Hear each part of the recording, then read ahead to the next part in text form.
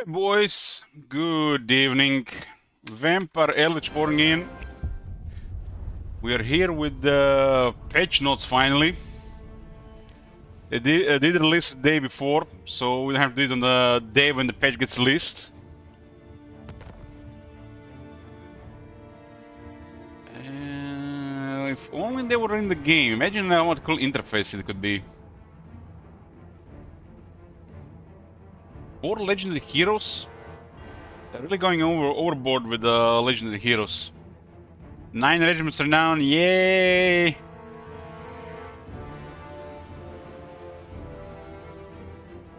Yeah. Why the hell did I put this one here as well? I had 2 of them. So we're gonna review everything update 6.0 has to offer. And we'll go over all of the relevant text and the videos. Hey Malkit! Malkit, how many hours you have watching this stream this year? You're in the top 9 of viewers for this channel in the hours watched apparently. Arbol is gonna be a free LC, huh? There's several videos here. Yeah, let's just mute this for now. Mute this for now. Go back to nostalgia.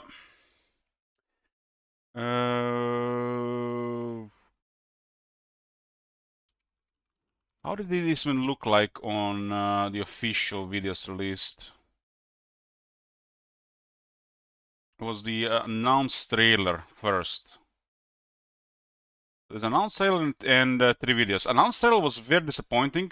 That's the only thing we shown on the stream. Let's watch it again.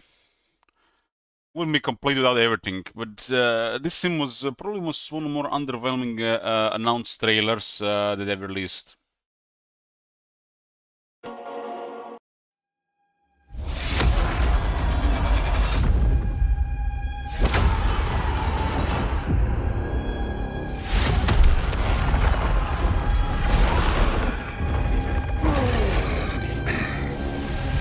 Carl has a shield. Kids think they could steal my glory. We done all the hard work for them. Stick to the plan, and we'll crush them.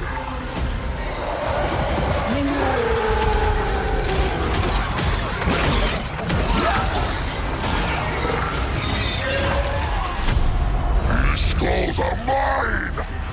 With each kill, my power grows. Who shall have his tribute, but the worthy are mine to reap!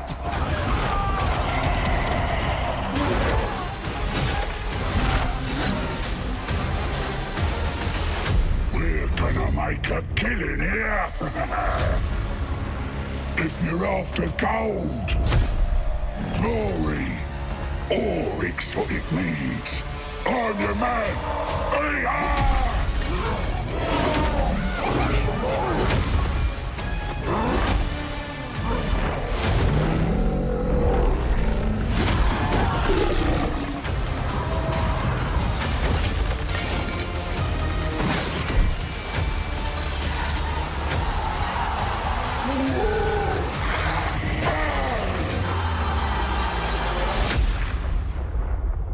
I hope this announced trailer was not a solo effort just because it's focusing more on Immortal Empires now. It's not gonna be like a toned down in quality of all this stuff just because it's Immortal Empires, but it feels like it. Yeah. That was the announced trailer. And what do we have here? Update 6.0. That's like, damn, 6.0. It's like just saying 6.0 reminds me of like Warcraft, World of Warcraft level of, you know, down the years content. It's been almost 8 years. 8 years of 8.5 years of Warhammer series. Okay, what do we have here? Greetings, folks. The day is nearly upon us. Omens of Destruction launches tomorrow. Get ready for a feast of exciting new content coming to Warhammer 3, featuring fresh additions to Khorne, Ogre, Kingdoms, and Orcs and Goblins. Orcs and Goblins, they're pushing Orcs and Goblins, boys. Looks like Greenskins is discontinued. It's Orcs and Goblins now. They say it so many times in the video, and now it is written. Greenskin is no longer acceptable term.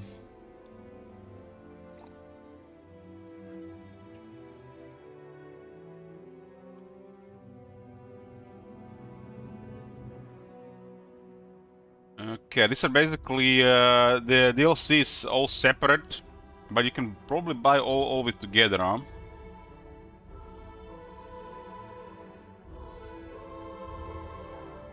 It's not available. I guess it'll be available tomorrow.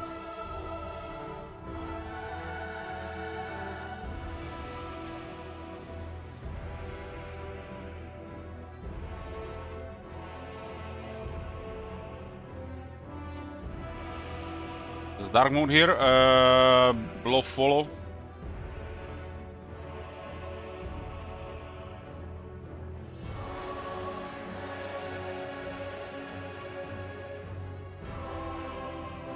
Okay.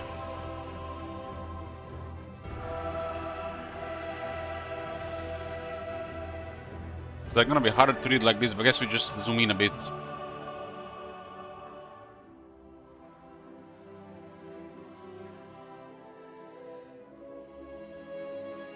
This is gotta be the worst dark mode setting I ever seen, but it's because of their, you know, aesthetic interface full of website design full of bugs,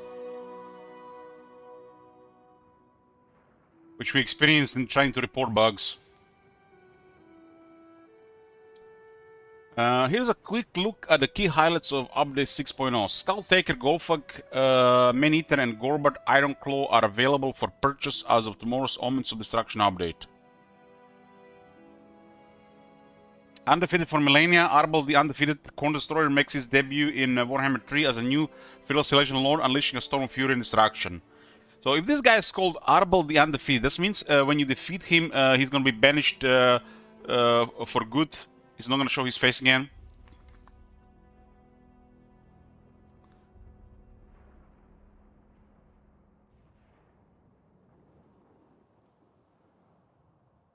Experience revitalized campaigns with changes of action updates to Khorne, Ogres, and Orcs and Goblins. Orcs and Goblins. Huh, is the Orcs and Goblins already here? Still greenskins. If tomorrow this gets updated to Orcs and Goblins, you know where the boat is sailing. It's one of the most, you know, racist universes ever, really, and it fits, considering the universe.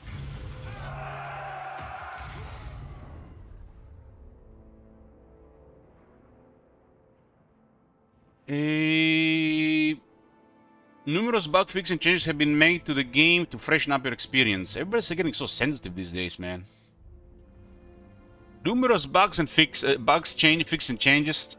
Surely they fixed the passive AI, or at least added custom campaign customization to tune it yourself. Surely the most important thing has been fixed after a year of being broken. Please note that with this update, we're expecting that the players on Steam will experience a longer than normal patching time.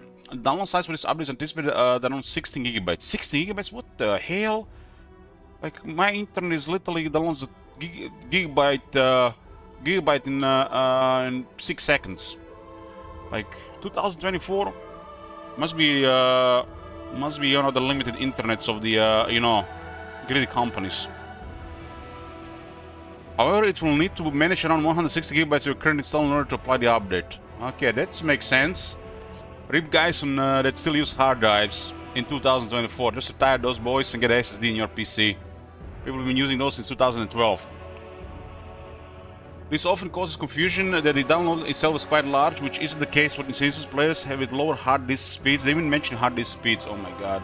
Hard disk? There's no such thing as hard disks anymore. Nobody should be using hard disks for video gaming. may experience longer install times while the updates is applied.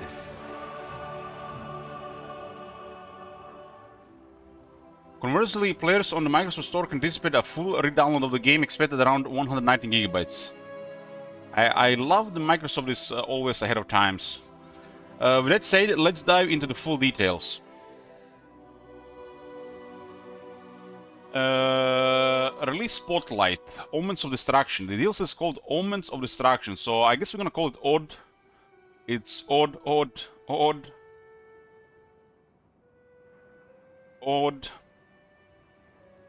What was the last one called? Todd. And before that one was called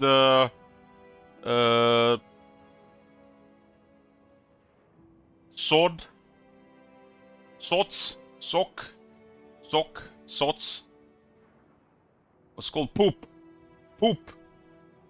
Embark on campaigns of hero slaying, mercenary conflict, and brutal tactics in the Omens of Destruction DLC for Total Warhammer 3. I hope this brutal tactics doesn't mean one of the Legend Lords has a tactician trait updated. Because, you know, the CA, they're very original with this archaic Total War stuff.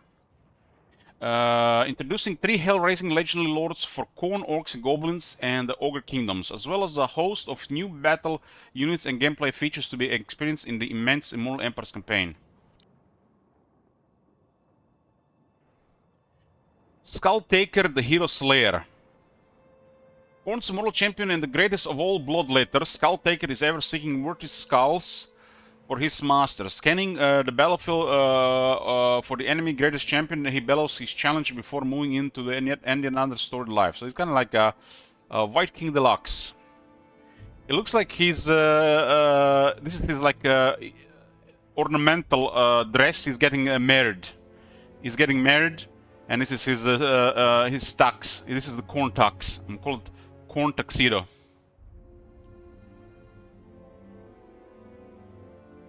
What you're about to see is pre-alpha footage of Omens of Destruction. This was recorded months in advance, so there's still some placeholders in game. We're really hard at work right now and can't wait for you to get your hands on it at release. Something is hard that works deliberate, as well. Relentless. The eyes of Khorne blaze down upon us. Absolutely proficient in killing. Seek out your prey, bring it down, bask in the favor of Khorne. So let's get reaping those skulls, humiliating those lords, and showing off that fancy clothes. Thanks, bro.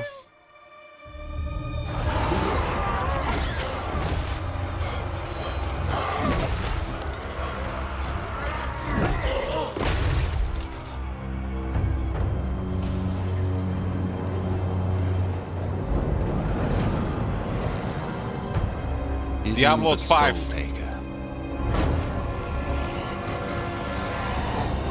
His name is Uzul. Uzul isn't that Uzul the demon that's imprisoned inside the Slayer of Kings? Cranium Collector himself and champion of Khorne. His presence in the known world will chill the chainmail of any champion, as he seeks out worthy champions to display their skulls on his trophy case of a cloak. Those unlucky enough to start their journey in Lustria will come face to face with him.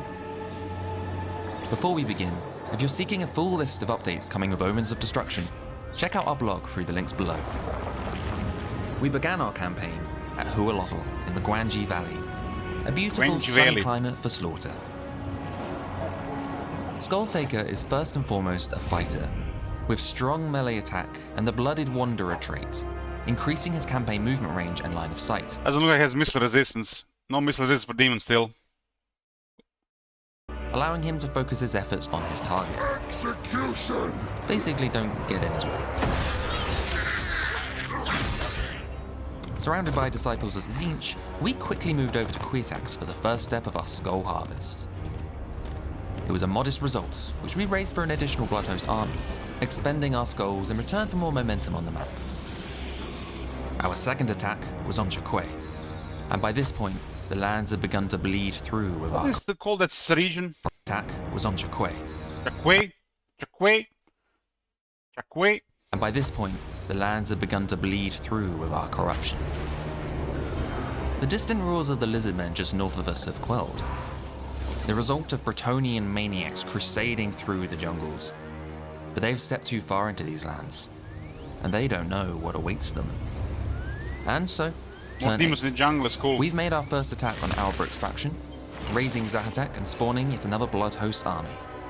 Skulltaker is a Khorne faction, so he abides by similar rules. You will be expanding towards your enemies, you will take over their settlements, you will sacrifice and raise them in the name of Khorne.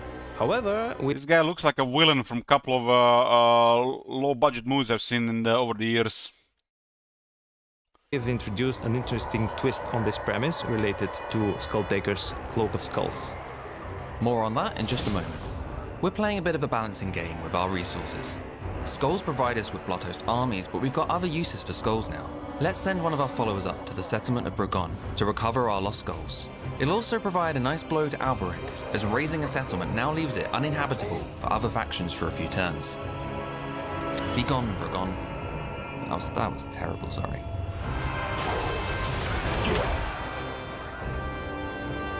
Oh, hello. It's fine, I need the skulls. Outbreak is our first encounter with a legendary lord. His reputation on the field means he is worth more to us than a generic lord. Defeating him will earn Skulltaker 60 points of champion essence, which we can spend on Champion buffs essence, through Monka our S. Cloak of Skulls mechanic. I've played a Booba game where you collect champion essence. What the hell? CA is playing Booba games, confirmed. His army is big though, so for now we'll leave him to his ruins and target Laxland. There is another tasty Bretonian skull there I can harvest, worth 16 champion essence. Bit of an easier target for us at this stage of our campaign.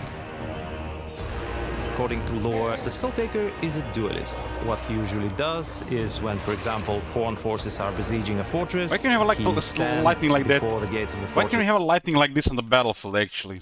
Like, look how cool this looks like. According to lore, the Skulltaker There should be is a duelist. There should be literally a lighting on the battlefield if Khorne controls corruption. Every corruption should have a lighting effect in the battlefield like that. What he usually does is when Like, look at this. That's cool. Like, really, the place is overwhelmed by Khorne corruption and everybody's seeing red. for example, Khorne forces are besieging a fortress, he stands before the gates of the fortress on his own and he issues a challenge. Sooner or later, someone marches out to face him and they lose. Always, invariably. You will see that each of them carries a different amount of champion essence, which depends on their level of Oh my god, this champion essence, man. I'm gonna be playing a Booba game later today. experience and on the victories that they fought. This is a resource that you will gain once you face them in battle and you defeat them. What? And you will use this champion essence to enhance the skulls on the cloak. Each of the skulls is giving you different bonuses. You can unlock bonuses, you can further upgrade them. So this is actually a chief part of your gameplay loop. Be on the lookout for meaty enemy lords. Meet with the a lot enemy of lords champion to get essence. champion Attack essence. them, gain their What champion the hell, essence, man? become Like, am I the only red name here? What the fuck, man? This shit ain't right. stronger, and seek other prey for you to hunt down. Our Cloak of Skulls holds many abilities in its noggins. For example, the Cloak of Skulls ability increases our armor and missile resistance, as well as making us immune to flanking. My original Bloodhost armies are clinging on by their claws, but they make up for the lack of recruitment I've made. Let's burn them up in one final battle and replace them as we move up north. Oh, hello Empire. What's this? Another tasty skull worth 16 essence points. Well, that'll take us past our threshold for the next skull on the cloak. I don't think I can turn that down. Let's give chase.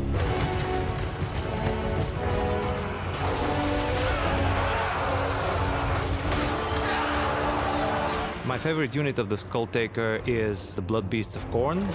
Huge, brutish, ape-like monsters that are exceptionally good on the charge. They've got armor-piercing damage, they induce fear in their enemies, and they have a particularly cool animation.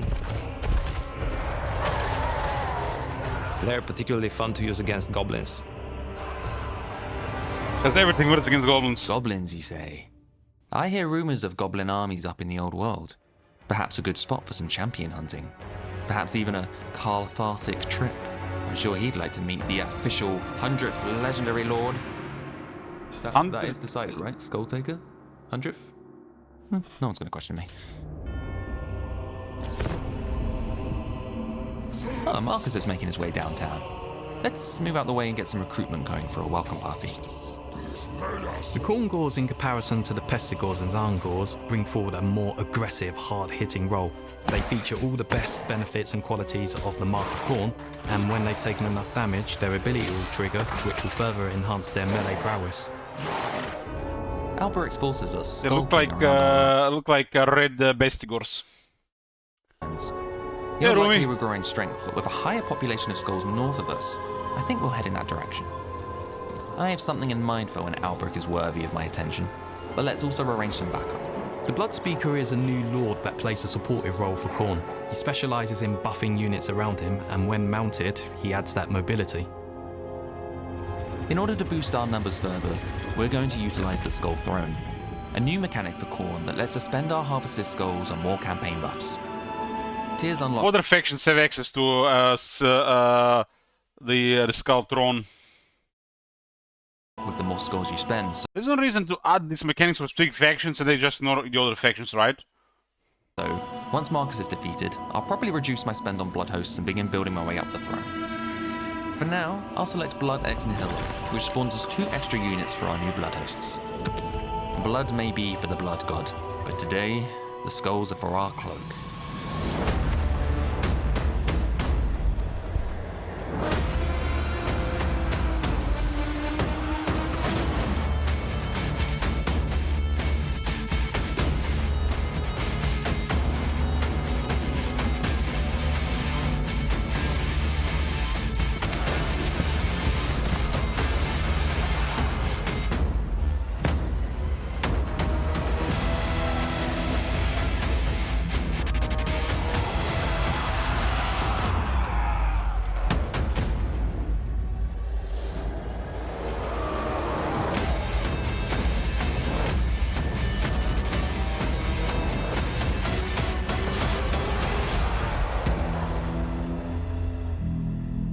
It's turn 57, and we're deep in the jungles of Powerlax. What the hell? It's turn 57, they're still in Lastria? What the... These immense skulls are nice and all, but they look a bit out of place on my cloak. Regardless, Let's the let the three champion region essence I've provinces north. extracted along their Sutter-like roads has fully unlocked my target tier, giving us the ability to teleport Skulltaker to lords he deems worthy to fight. Bad news for Alberic, who in my absence has been raiding my settlements and attempting to recover his dignity. He's doing fairly well. Oh, he's taking back Laxland. And yep, he's taking out Itza. 96 points of essence. I think it's time. Before our attack, we'll utilize the Skull Throne one more time. We've amassed a hefty pile of skulls and can replenish our army to its full health.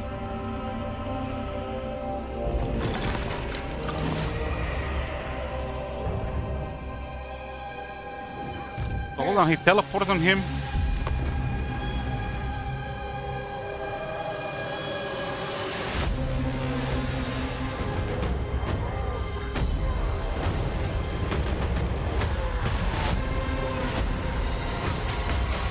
Instant heal is not a new thing, it's all been in the game.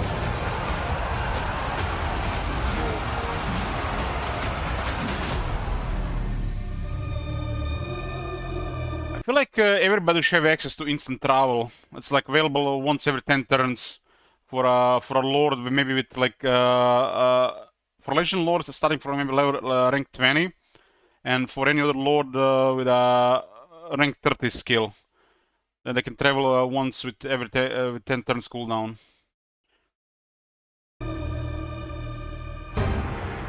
My favourite unit is definitely got to be the Slaughter Brute. It's this large hulking creature that has very little that can stop it. It looks like the Zinch version. Mutilate Beast, just red. Combat. Very proficient in taking down its enemies.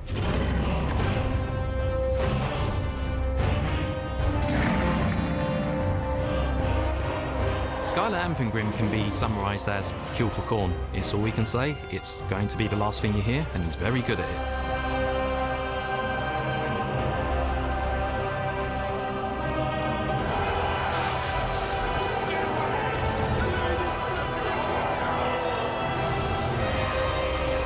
Scar Bloodwrath is our frontline hero who's themed around both self-revival and healing. He's going to be very difficult to take down.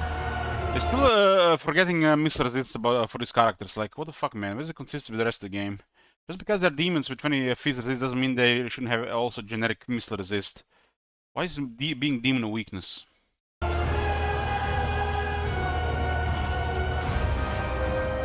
The Wrathmongers is a unit that I feel the players will get behind, and that's primarily because of their weapons, the Wrath Flails. That enables them to deal devastating splash attacks and in general just hard armor-piercing attacks. Didn't they use this attack animation on the Doomseekers?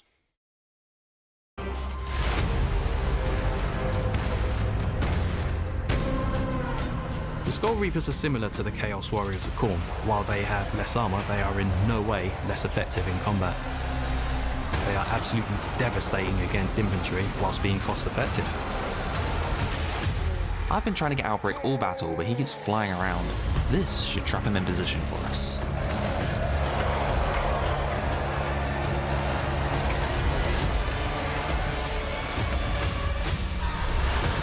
Alberic may have recovered from our initial meeting.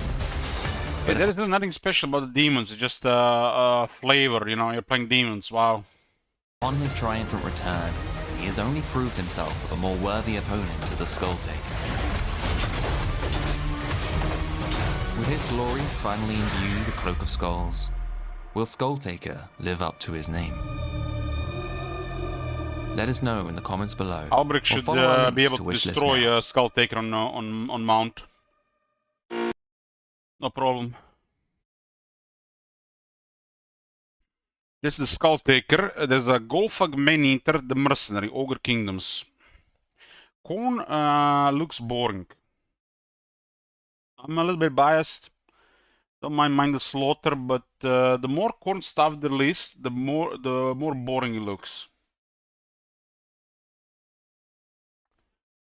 One of the most successful Ogre mercenaries of all time, Golgfag Maneater forged a reputation for ogres as fearsome killers for hire long before they became a relatively common sight in the mercenary armies around the world. The only thing that Skulltaker has going for him is that he starts in Lastria. So you get a different experience. That's pretty much it. It's not all gonna be the same for this guy in Norska. What you're about to see is pre-alpha footage of Owen to Destruction. This was recorded months in advance, so there's still some placeholders in game. We're really hard at work right now and can't wait for you to get your hands on it at release.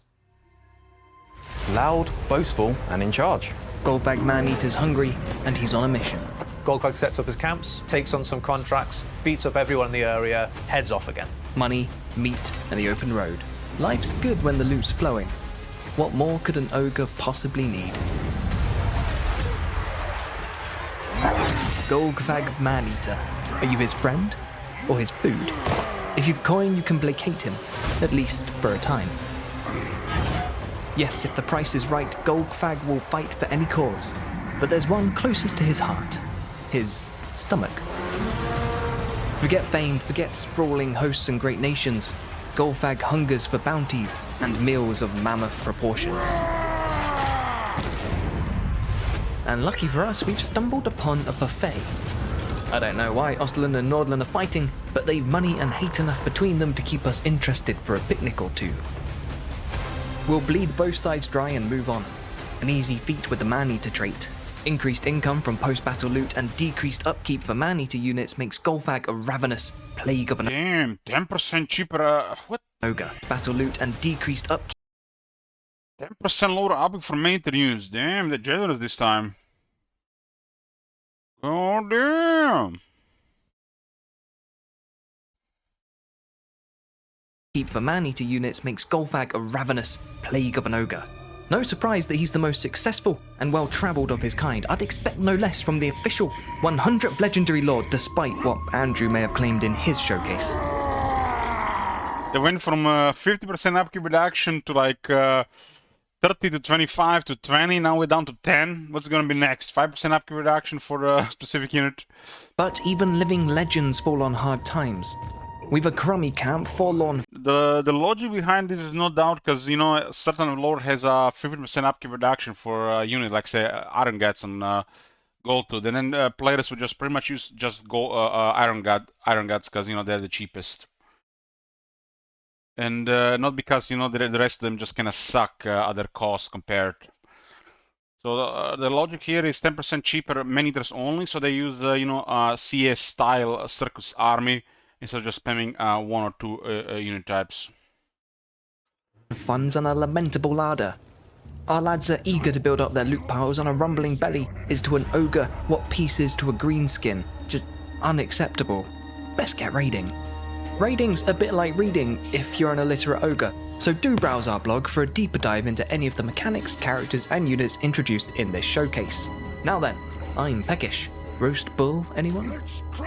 Golgfag brings his loud, boastful personality into combat, and you'll quickly see this as he's tearing through enemy infantry, or just bogging down larger infantry such as cavalry or monsters. But one unique aspect he brings in for the ogres is the ability to take range shots or pop shots at enemy infantry. Golgfag, you can go anywhere, work for anyone, and get involved in anything he wants to. The downside of that, though, is that the more time he helps out other factions, the less time he is building up his own economy. Golgfag sets up his camp, sacks and raises to get all the meat and loot he can from the surrounding area, and maybe he finds a contract to work for someone. He'll go and take on their enemies, beat up them, and then he finds the next contract somewhere else.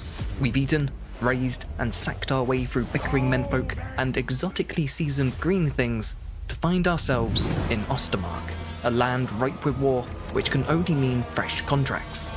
Golgfag's contracts are a unique way to meet new people, see the world, and make a little bit of pocket money, but they shouldn't be confused with Ogre Kingdom's contracts, which have been renamed to bounties and have had their own tweaks. Golgfag's contracts are entirely different, giving Total War Warhammer its first proper mercenary faction. Hands up! Essentially, when we set up camp in a new region, the warring factions of that region are eager for us to turn the tide of their silly little squabbles. That looks like a new faction I won't like to play. Yeah, I get it, Countbat. Face the Empire's real mean. You got gold, or are we just chinwagging? Oh, now we're cooking. Alright, yeah, we're in.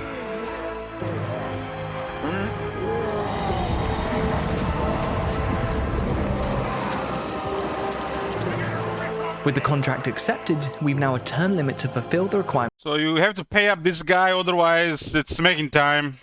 Guys, like, not even ogres can afford to eat McDonald's these days anymore. Prices are going crazy, man. They gotta fight wars to afford to eat there. And reap the rewards. To fulfill the contract, we must take aggressive actions against the target faction or factions to gain points towards an overall goal. And if they want to eat at 5 guys, well, they're gonna have to play. They're gonna have to pay for 5 guys just for the meal. Once that goal is met, the contract's fulfilled, and we can either stay employed to the client or take our loot and find new business elsewhere. Of course, once that contract's fulfilled, there's nothing preventing us from turning around and accepting a new one from the faction we previously terrorized. Yeah, I get it, Mutton Chop. Vampires are real mean, but they're also quite lean from a meat perspective, so you're on your own, mate. Set up shop, fight for the locals, eat the locals, take their gold, and move on. That's the life for Golgfag. Each contract takes us further and further afield, our camp forever trailing behind us. You can feed an entire family with one order of 5 guys. Well, does this include Golgfag's family? I'm sure they can eat the entire meal and the entire family that would feed that meal, and they still be hungry. Wherever there is war, there are contracts. Some are tempting, but not always in the direction of our heart's desire. In this way, Golgfag edges ever closer to his mammoth meal.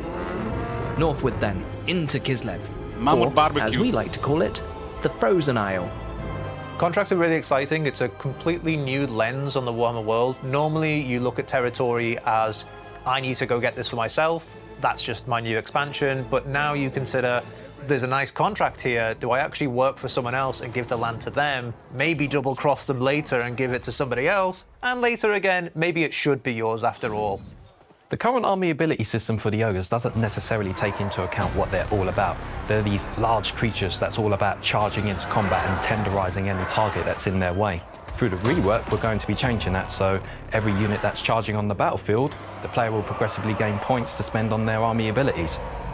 Ogres in Warhammer 3 are already a great race, but we felt that it was missing a little bit of the nomad fan. Ogres in Warhammer 3 are already a great race, but we felt that it was missing a little bit of the nomad fantasy that comes from the tabletop. 3 already a great race, but we felt that it was missing a little bit of the nomad. Ogres in Warhammer 3 already a great race, but we felt that it was missing a little bit of the nomad fantasy that comes from the table. Already a great race. 3 already a great race. 3 already a great race, but we felt that it was Warhammer 3 already a great race. What world are they living, man? That's completely disconnected from reality and the community of their game. This guy have never even read feedback. But we felt that it was missing a little bit of the abilities. Ogres in Warhammer 3 already a great race, but we felt that it was missing a little bit of the one more time. Ogres in Warhammer 3 already a great race, but we felt that it was missing a little army ability. Clueless, clueless, clueless, fucking clueless.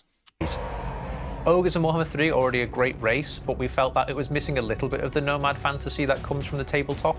So now we've made camps more important, allowing them to move, changing how they build. We've also made meat more important to emphasize sacking and raiding. So when ogres turn up to your territory, it's trouble and you need to get rid of them as soon as possible.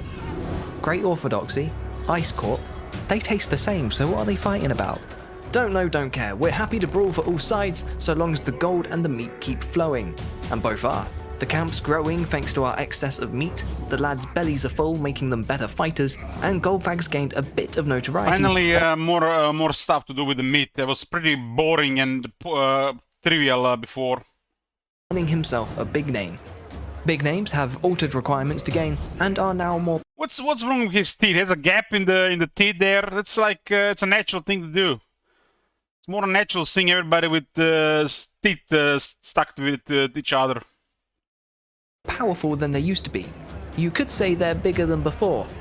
But big ogres means big hunger, and meat will now play a more vital role in the ogre playstyle. We'll need meat to grow our camps. Can't believe, but Ogre DLC looks so much better than the Corn DLC. Can't believe I'm gonna say this, but man, Corn is just boring, man. I'm definitely biased on this one. Biased streamer, hands up. But this Ogre stuff, I feel like this is a must-buy. Manage the effectiveness of our units in battle via the hunger gauge, and use it to decide how to interact more tactically with the Great Maw. Speaking of meat, Kislev's offering a decent buffet, but it's not quite the feast we were hoping for. Norska then. Let them tremble before our big names. Currently, you can only have a single big name, which isn't really true to how the ogres are. Greasus has many. So now you can have all of the big names, but to make it a bit more balanced, we've made the conditions to get the big names a bit harder and made the effects a bit more exciting to match. Big names will have a more grander impact in battle through various buffs to statistics or just additional abilities that will help give you that edge in combat. The offerings to the Maw right now are one-use abilities that happen every 10 turns, which we didn't think was very engaging. So now you can have multiple offerings to the Maw active at a time, but it just comes with a meat upkeep. So if you've got lots of meat on your armies, you can have all of them going at a single time. That's what I'm talking about. Could it be? Doth my rumbling belly betray me? Nay, 'tis it, the promised meal. This is so dishonest, really, this part here. Where are we at now? We're at 737.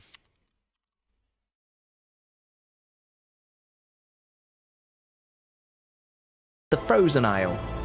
Contracts are really exciting. It's a completely new lens on the Warhammer world. Normally, you look at territory as, I need to go get this for myself, and he finds the next contract somewhere else. We've eaten, raised, and... Every unit that's charging on the battlefield, the player will progressively gain points to spend on their army abilities. Ogres in Warhammer 3 are already a great race. This is such a bad thing to say, man. It's like, it just makes me feel bad for them. How disconnected they are from this shit. They should have just said they were not in a great spot, but we have improved them to be more with the rest of the Warhammer 3 factions. This is so dishonest. Should have said the Ogres are not in a great spot like the rest of the Warhammer 3 faction, but we've improved them to close that gap. This is such a dishonest thing to say. But we've points to spend on their army abilities. Ogres in Warhammer 3 are already a great race, but we've... Jesus, man, it's like, This is disgustingly bad. One last battle to fulfill Marienberg's contract, and a mammoth meal to sink our teeth into. And the content creators, influencers, supposed to be working with these people, give them feedback. Unless you're scratching their backs and kissing their boots while saying some trivial fiction can be fixed within 5 hours work, it's a fucking waste of time, man. How disconnected they are from this shit.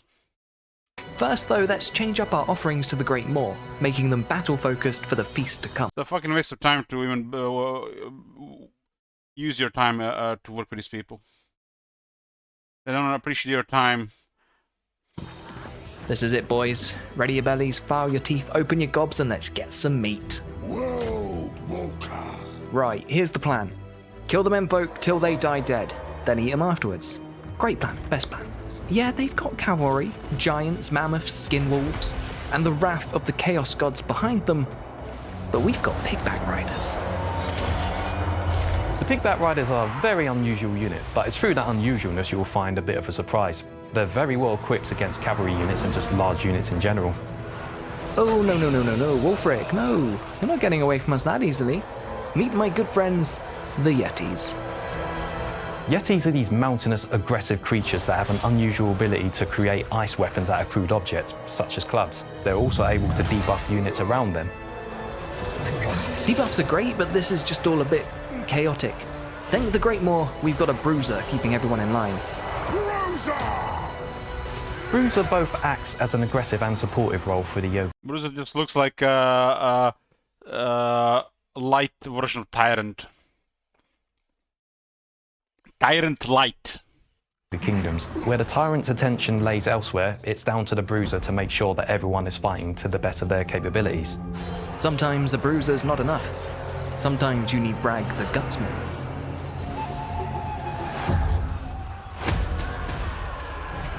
Bragg is a Reaper and an Executioner both in name and from the gameplay perspective. He's a terrifying figure amongst the Ogres due to his taboo way of killing them.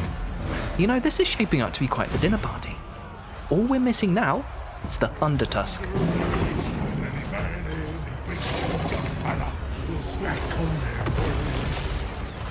10,000 health, 70 armor, and missile resistance. What the fuck?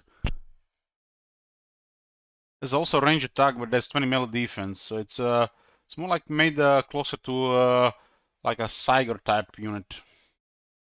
The Thunder Tusk is this large, hulking creature that's able to manipulate the elements around it to create ice projectiles. They scream and they run with their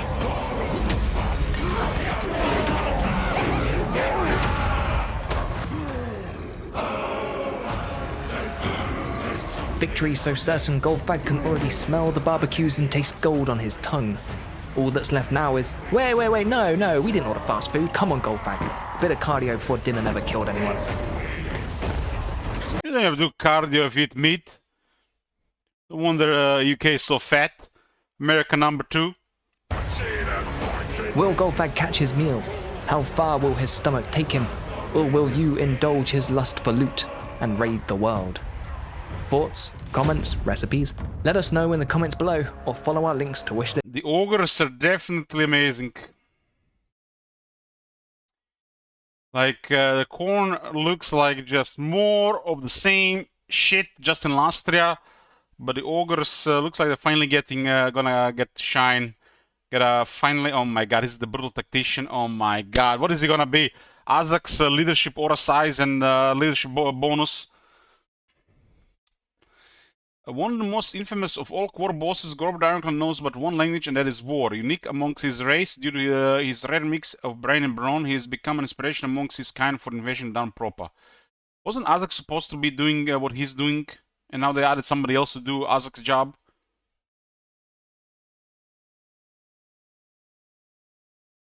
What you're about to see is pre-alpha footage of Owen to Destruction. This was recorded months in advance, so there's still some placeholders in game. We're really hard at work right now and can't wait for you to get your hands on it at release.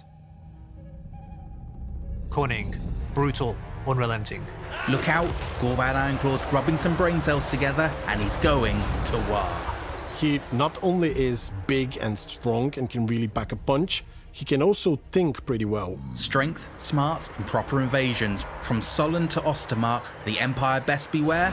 The Ironclaw Orcs have a plan. Yeah, the lore doesn't matter. They will bring everybody back and then you make your own lore.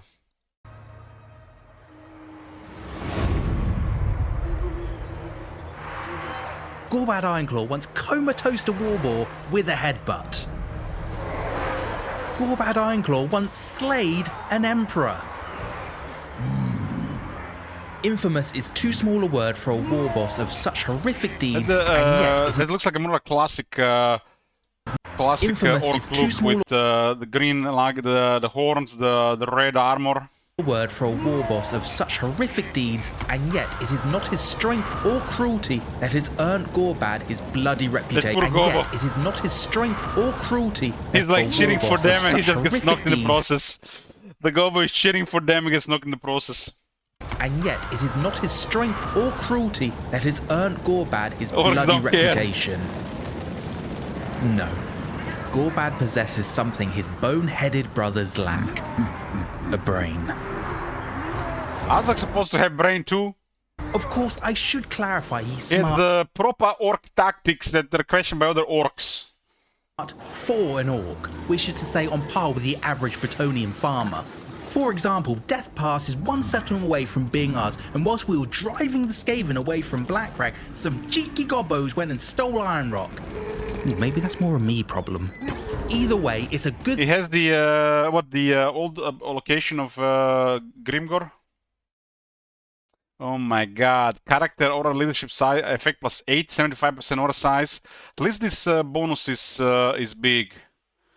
But that's Azak's effect. It's the same effect as Azak. Thing Gorbad instills undying loyalty. The Great Leader gives massive boons to Gorbad's leadership. Okay, this could have been way worse. Plus 8 and 75, it's actually really big. This is great for the AI. If Gorbad is close, they're literally gonna fight to the death. 12.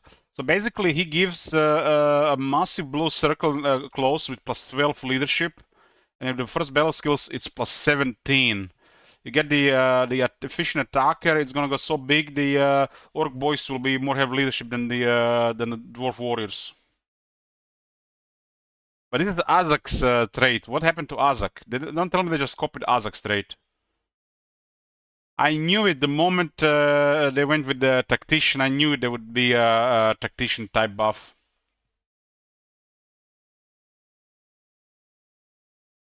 But there's a 10% up reduction to all units in the army. That's pretty good.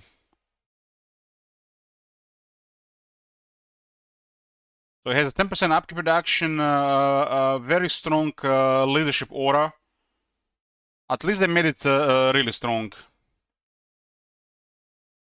At least they made it really strong. This blue circle is gonna be literally the entire army when you get everything. Not an exciting thing to have later on, but on early units and some trolls, you know, in the early stages, at least it's extra. I don't know why they put these things here, because this is literally what every lord has. Pointless to put on the traits. Ship stats and opens up Orcs are the best and Gorbad's War. Both abilities that tell me if hitting the enemy hard enough isn't working, I should buckle down. Base weapon damage plus 50%. Base. I guess it's okay buff for orc boys and biggins. Think about the situation and hit them even harder. And what hits harder than squigs? Oh, lots of things, but we'll... It would be better if that was like just plus 3 AP. Work towards building the squid cages to open up recruitment of the Night Goblin Big Boss and Mangler Squids with mid-game goal of fielding a Colossal Squig. Mangler Squig, Colossal Squig. Even Colossal Squig has missile resistance. What is that 87 speed, man? Also the guy will go straight to it, put it at 85 or 88. 5. Big squigs are it. That's what Mork always says. For now, we use that big Blackcrag has almost been 10 slot. old brain and get some growth going. Speaking of... For greenskins at least. Smart, some big brain humies with good words wrote a blog deep diving into all things Gorbad. Like what you're seeing? Read it. Oh man, I hope they didn't fuck up the orc technology. Their technologies were actually awesome. Maybe they polished some scrap upgrades to the bottom, huh? If you can. Right, let's kick these scabby... You know what's the difference between 87, 85, 89? There's no difference. ...gits out of Iron Rock. Can't hope to defeat the Empire if we can't beat a few stupid little gobbos. What is this last unit there?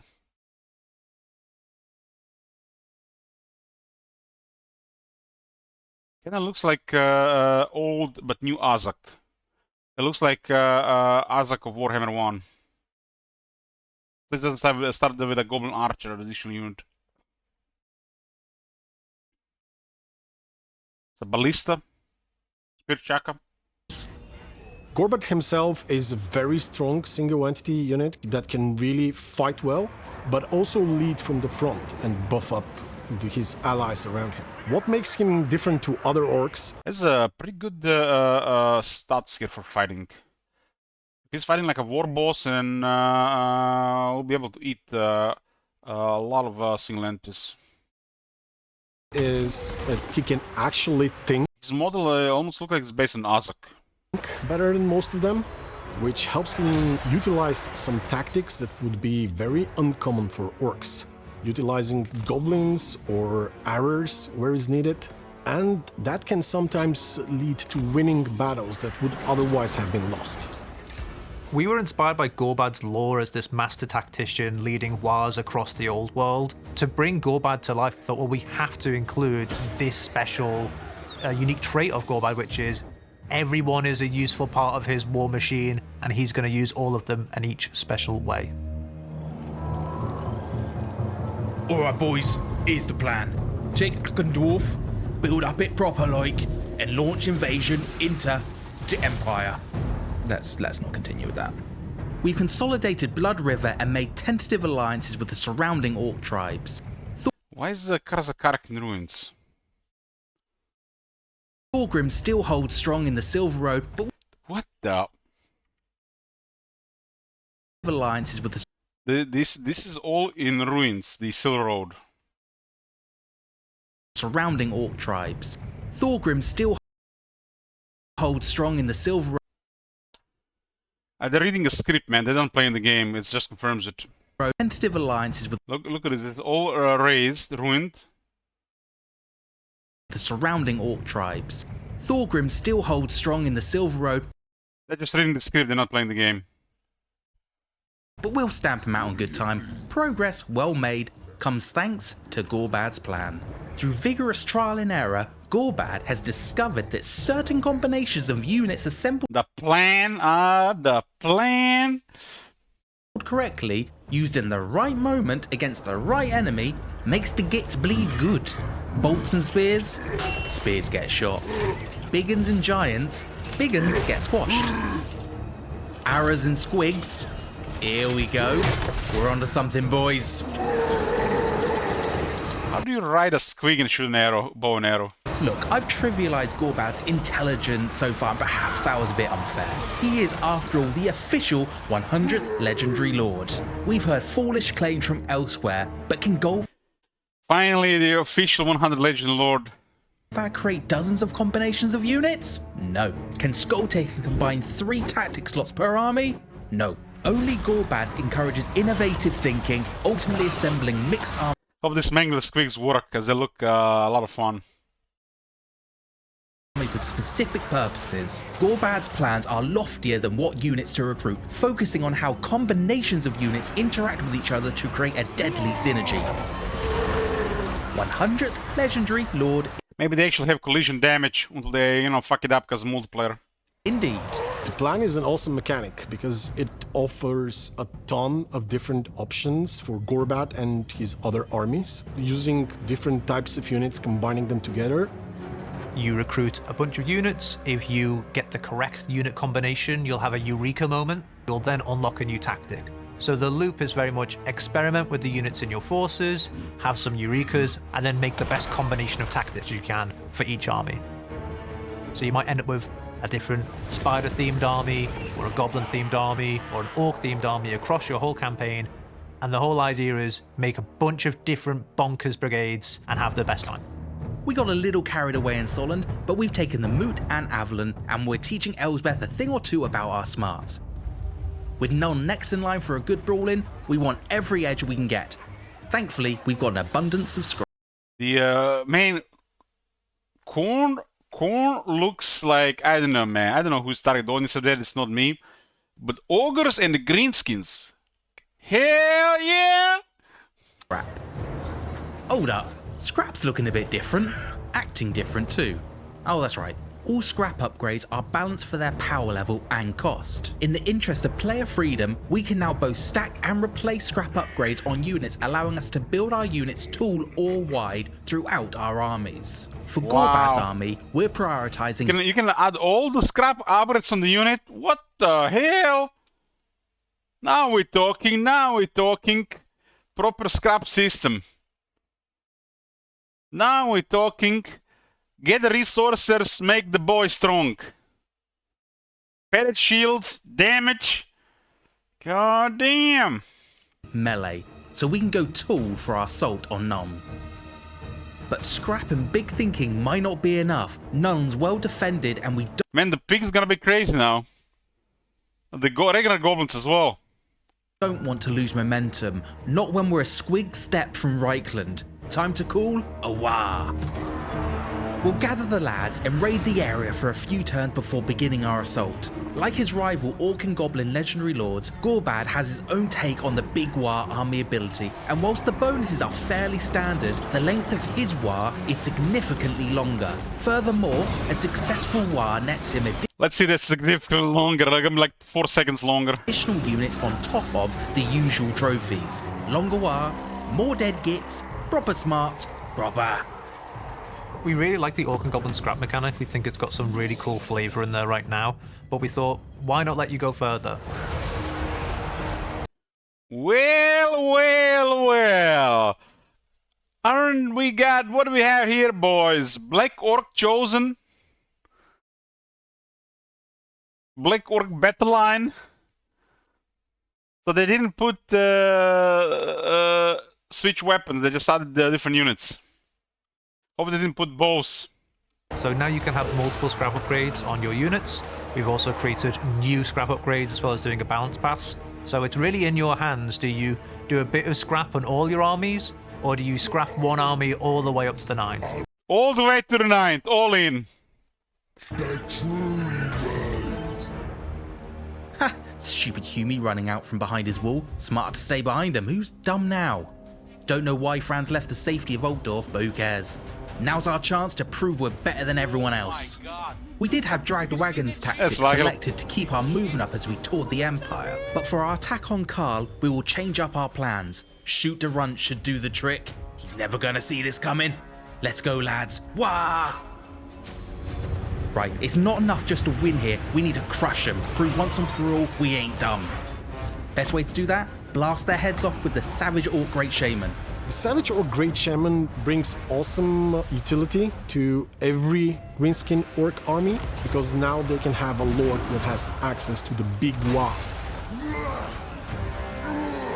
Every big war needs big bolt throwers. Just another example of our superior smarts.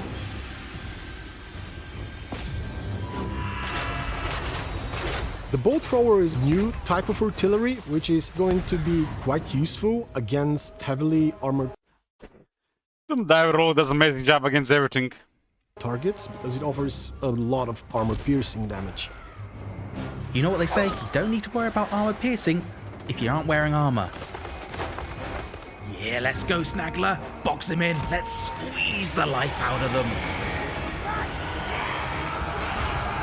For Snaggler Grobspit, it's all about spiders and can also immobilize the enemy characters white spider looks to cool. assassinate them. There's the subtle art of assassination, and then there's the subtle art of mounting a catapult on a giant spider. Either way, Carl's not getting out of this one. Ragnarok The Spider Ragnarok Catapult. Flinger offers good new utility of having an artillery mounted on top of an Ragnarok Spider. That's cool. With all escapes cut off, it's time for the colossal squigs to flatten their way through the stupid, soft humies. The Colossal Squig is the biggest squig you've ever seen. It's going to be amazing against enemy infantry and will probably This be kind of able reminds to me of Jabber Slide, just different model. swallow whole enemy soldiers.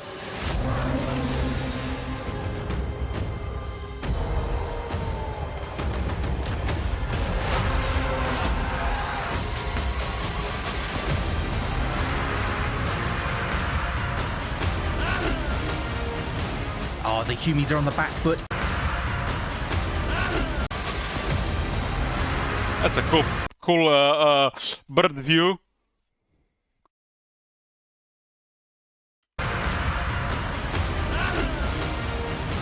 Oh, the humies are on the back foot. They're nothing against the green tide. Nothing.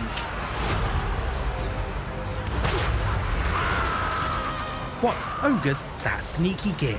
Carl's only gone and hired damn ogres to save him. Right, well, easy. Ogres, just bigger humies, so...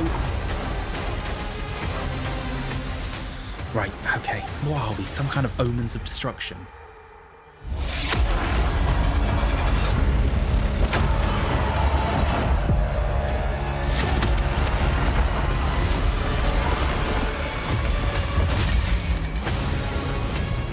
These two gits think they could steal my glory! Yeah, but they aren't gonna.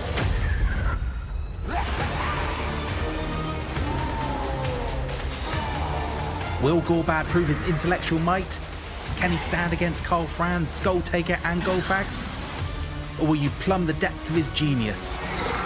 Thoughts, comments, whas? Let us know in the comments below or follow our links to wishlist now. Damn, the Greensky Orcs and Goblins part and the Ogre part looks amazing! Corn part looks boring! I'm gonna buy all three in one package, yes!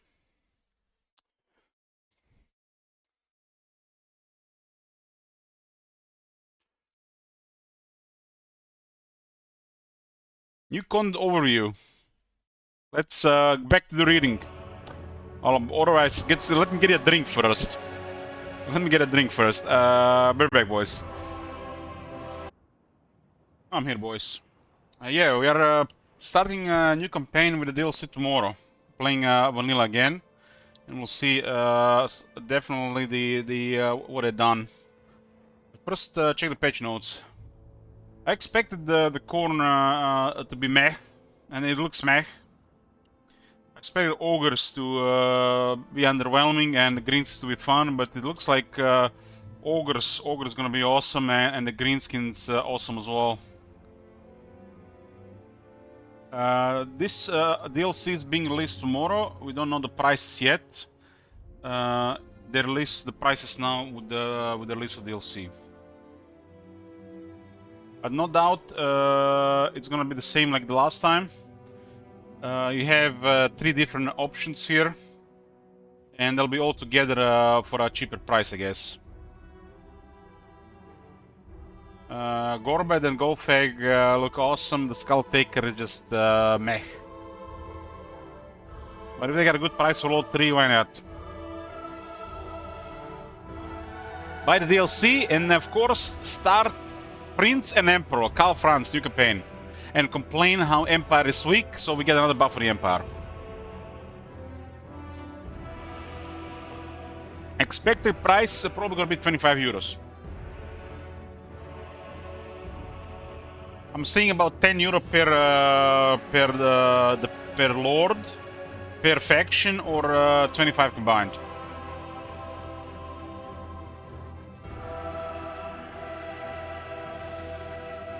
So 3 new legend lords, 4 new legendary heroes, 5 lords and heroes, 15 battle units, 9 regiments of renown, I guess 3 for each faction. New gameplay mechanics and features. The only time Empire gets fucked when some noob gets in the game and thinking their units will just auto-win minimal effort. Empire has been fucking OP for years. Arbal is a free LC. Arbal stands as one of the Khorne's most loyal champions, wielding the formidable one-handed axe known as the Destroyer. No doubt gonna be stronger than the Slayer of Kings. It looks like a Chaos Lord of Khorne. A reward for his steadfast devotion. So now there are two destroyers in the game. The Malekith's Destroyer and Arbal's Destroyer. Let's see who has a better Destroyer. This honor is reserved only for those who have earned great acclaim and favor under the Blood God's fierce, watchful gaze. Available tomorrow as a free addition alongside the launch of the update 6.0 and Omens of Destruction DLC. So, starting tomorrow...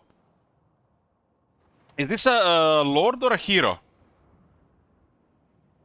This seems to me like a legendary hero. So, Lord, this is a Lord. But it says 3 Legend Lords.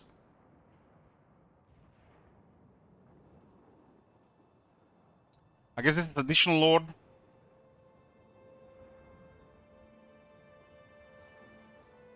So, starting tomorrow, the game will have 103 Legendary Lords.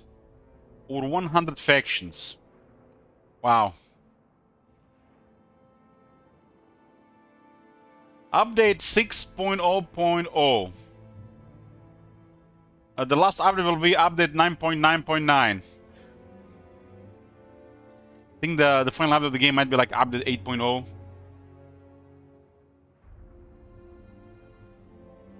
Let's see, improvements and adjustments. Campaign General. Note the following provides a summary and highlights of these improvements. Detailed descriptions and rationale behind most of them are available in the link blocks at the top of this document.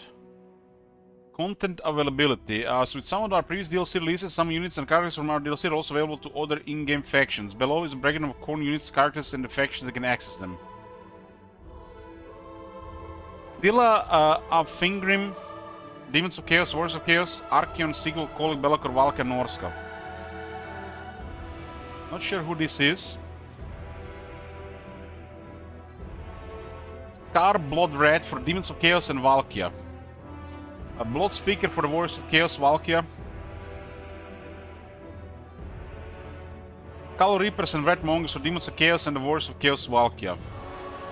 Horngors for Demons of Chaos, Warriors of Chaos, Archeon, Sigil, Kolic, Be'lakor, Valkia, and the Baseman. Blood Beasts of Khorne and Slaughterbrute for Demons of Chaos, Warriors of Chaos, Archeon, Sigil, Kolic, Be'lakor, Valkia. Immortal Empire's campaign map updates. Ooh, what do we have here?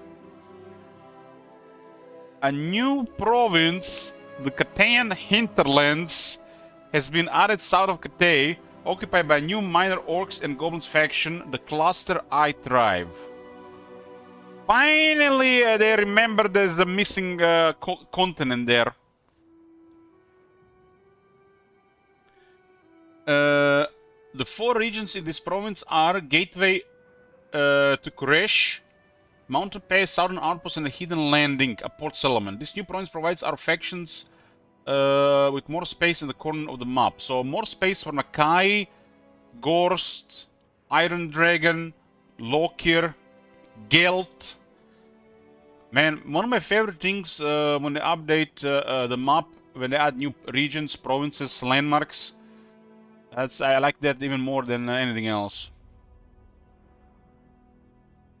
Dev note, this edition isn't indicative of future content. We just wanted to take the opportunity to create some extra play space on the map. Have fun. And yeah, this is how you should do it. Fill the map with territories where it fits. Add a region or two somewhere every now and then just to spice up things.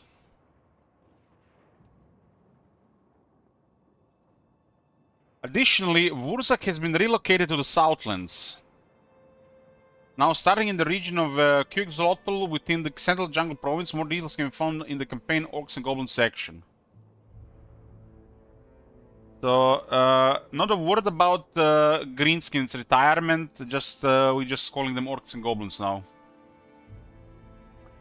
So, Wurzak has been moved in the area close to Tic-Tac-Toe.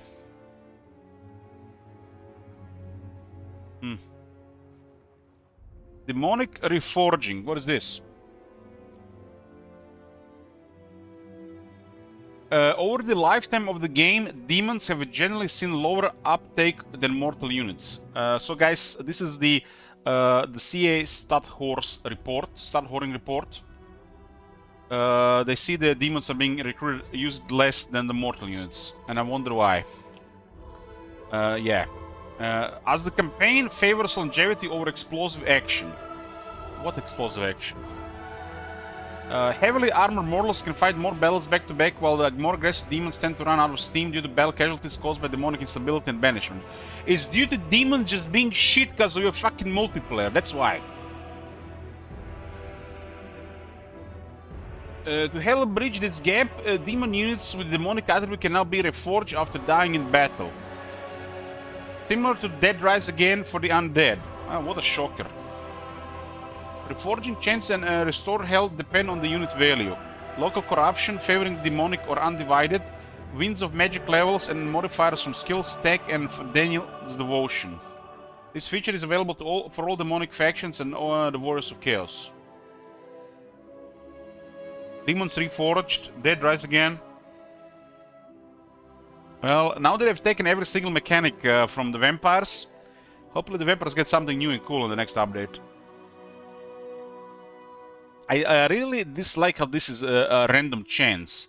Why not at the end of the battle you have these resources that replenishes over time, or you can spend winds of magic, deplete your army winds of magic to reforge demons. Let's say you have 100 winds of magic and 3 demons got killed, deplete your army's winds of magic by 30 to reforge those 3 units. Instead of just leaving this to chance. Would make sense because of, you know, the winds of magic and the demons being connected.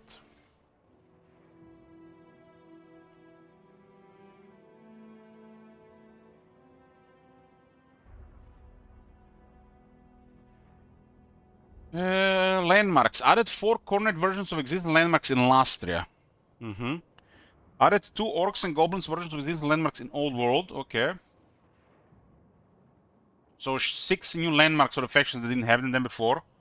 Introduce 3 new orcs and goblins landmarks inspired by Wurzak's 8th edition Journey to the Badlands. Okay, 3 new landmarks for the orcs and goblins. Cool, cool, cool. Victory condition change. The number of settlements required to occupy a loot sacred race has been reduced to 30 for short victory. Oh yeah, that's cool. Got the reward earlier. And 60 for the long victory conditions. Yeah, 75 was way too long. 60 is better. Please note that the players will need to start a new campaign to see these changes reflected. Now the rewards for these victories are more attractive. Shame the rewards are arbitrarily decided by the devs and not something you pick or something random. I think domination should be just twice long victory, but you know, that one is forgotten. These adjustments addresses the old long requirements, ensuring they align better with the thematic goals and preventing campaigns from dragging on unnecessarily. Campaign Corn, Skull Throne. Redesign with 10 unique actions and tier rewards, offering bonuses like army boost, growth, corruption, stats, and control. Spend skulls to progress and unlock higher tier benefits. Unholy Manifestation update, finally? Or is it just for the Corn? Because Unholy Manifestations are really underwhelming. Godly Powers now offer improved rewards and a streamlined UI. Eternal War, spawns an army, upgrade us plus 25% campaign movement after battle. You can upgrade them as well.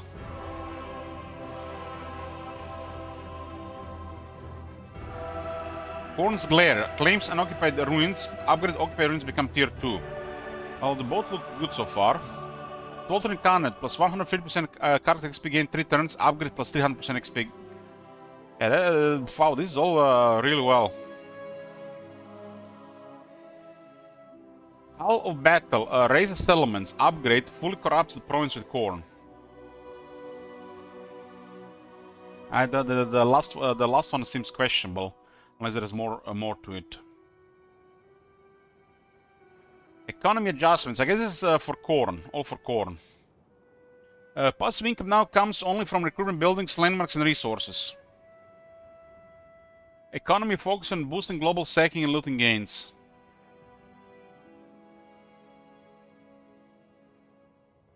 Both hosts no longer have upkeep costs, upkeep reduction buildings, and bloodletting improvements simplify management. Previously, Khorne's recruitment costs were set at twice the baseline values. Yeah, they were very expensive, the Khorne's recruitment cost. Example, Exalt Bloodless cost 2400 for Khorne, but only 1200 for Daniel. Following a review of the economy, Khorne now pays the standard baseline cost for its units. I really hated how they just say Daniel here. They just say the Demon Prince, for fuck's sake. Stop being cringe. Blood Host update. Blood Hosts now cost skulls to spawn but have no upkeep, encouraging more diverse arm recruitment. Or like expendable numbers.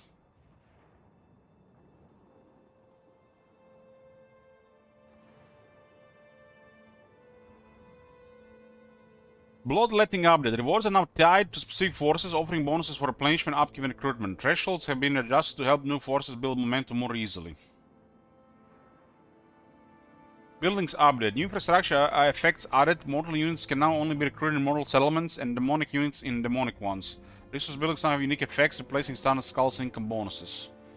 Every time they do some rework here, it either is something, you know, trivial or there's some power creep attached to it. But, you know, I like that it's to be towards the power creep than do something trivial.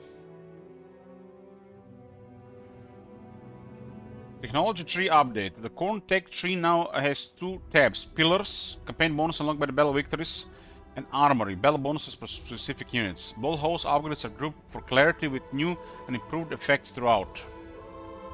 Skill tree updates. Scarbrand's skill tree updated. New unique skills added for Blood Reaper, Colors of Khorne, Exalt Herald of Khorne, Exalted Bloodthirster of Khorne.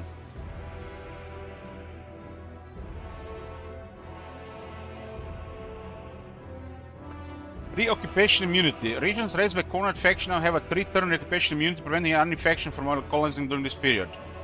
That's what I'm talking about. That's what I'm talking about. They should be attached to literally any corruption. Not just Khorne. While Khorne cannot settle ruined settlements directly, they remain valid targets of Khorne's ruin spreading mechanic. Additionally, Beast Faction's ruins that cannot be colonized now display a distinct flaming ruin icon for improved clarity. Campaign Ogres. Let's see what they've done about the Ogres. They were great already. C has said it on, in the video, but that doesn't mean there wasn't room for improvement. There's definitely room for improvement, even for great factions like the Ogres.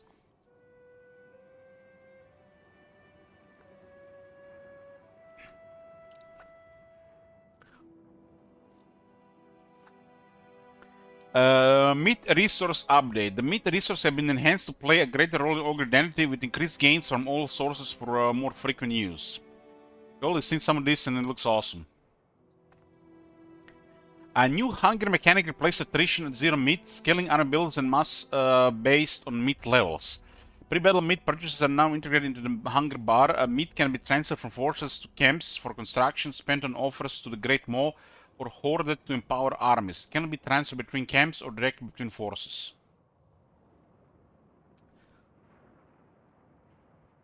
Ogre camps update. Ogre camps now better. So basically, what this means, guys, if you buy, a meal at the Burger King, you're not allowed to eat in McDonald's. You have to eat food at McDonald's. You have to buy a food at McDonald's.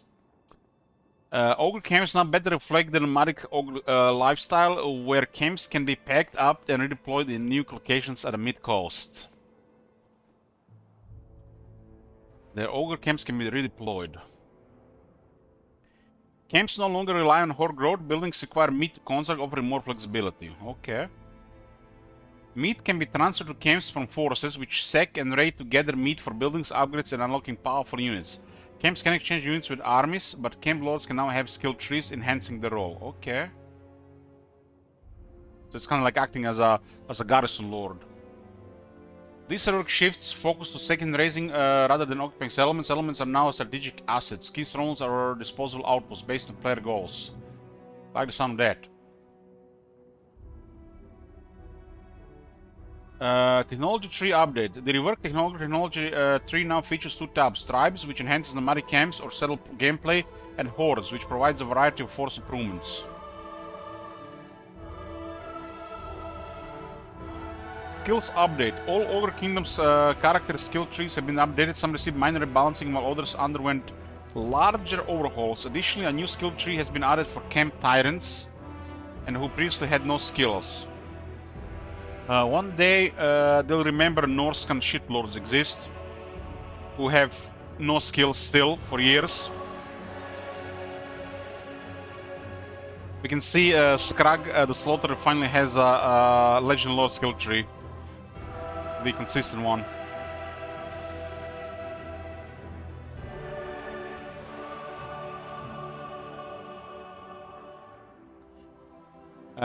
The Skrags and Goldtooth skill trees were an atrocity, man. It was just horrid.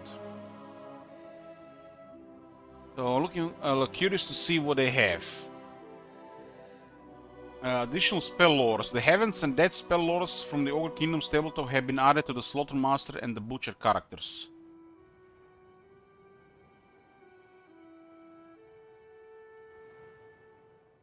It's gonna be easier to cycle traits on the Butchers. Wondering if we actually got an ancillary update with this one, what they were saying.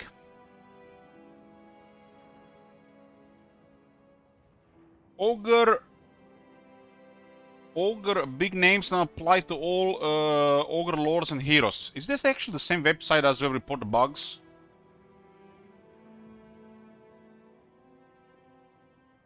Let me see.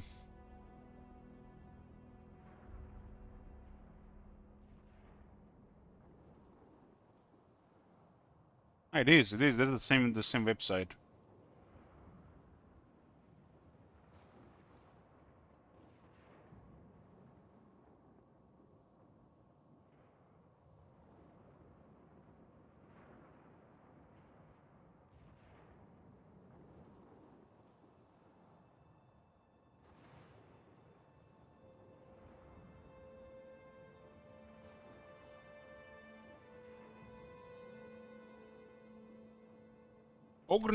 Big names now apply to all Ogre Lords and Heroes, not just Legend Lords. With multiple big names active at once, we also made minor balance adjustments to their effects and how they are earned.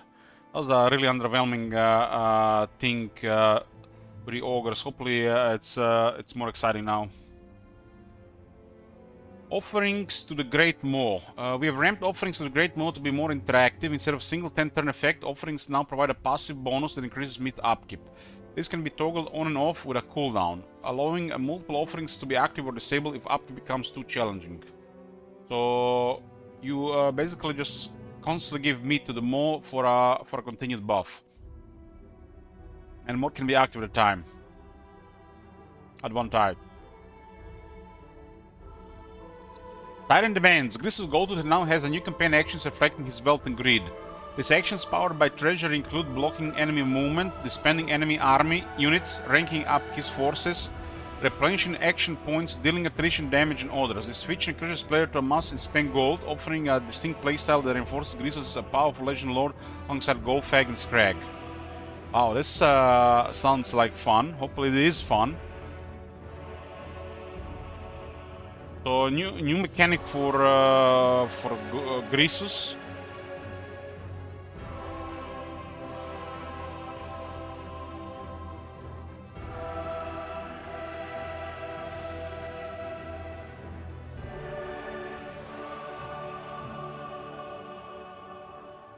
Replenishing action points. It sounds to me it's movement range.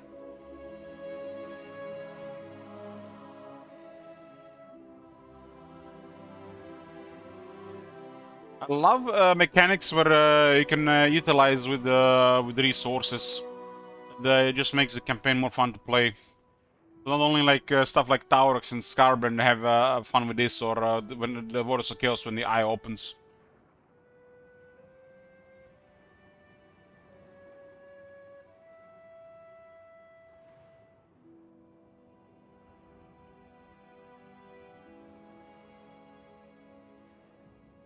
Action points are basically campaign movement range.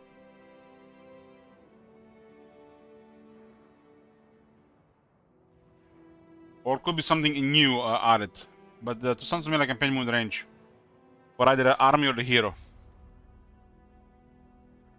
For Skrag, it's called the Pet of the Butcher. Skrag the Slaughter now gains scaling bonuses based on active offerings to the Great Mod. These bonuses reduce wins of magic and camp construction costs, increase post-battle captains, and grant unique abilities. This feature encourages a distinct playstyle focused on gathering meat and maintaining offerings, setting Skrag apart from the Golgfag and Grisus. Man, I didn't expect for them to actually fix the rest of the ogres. They were really shit, man. Not only they revoked their skill trees, but actually gave the mechanics. Finally, the ogres are completed. Out of beta. Confederation on faction leader defeat. Ogre Kingdom's factions can now confederate after defeating another Ogre Kingdom's faction leader, similar to the Orcs and Goblins in Norscom. Okay.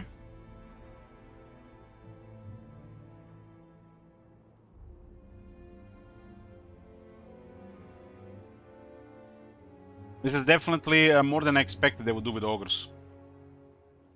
Ogres might not be shit anymore.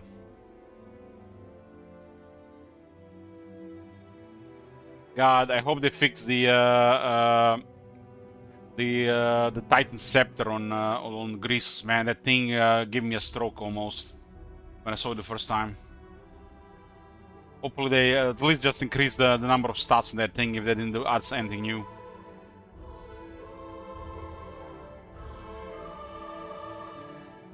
Campaign for Orcs and Goblins. Skarsnik changes. Skarsnik recruitment now aligns with other Orcs and Goblins factions but keeps Orc recruitment buildings locked until Karagate Peaks is captured. Before Karagate Peaks, Orc recruitment buildings are unavailable and will be demolished if built. Including in settlements that are captured with these buildings already completed.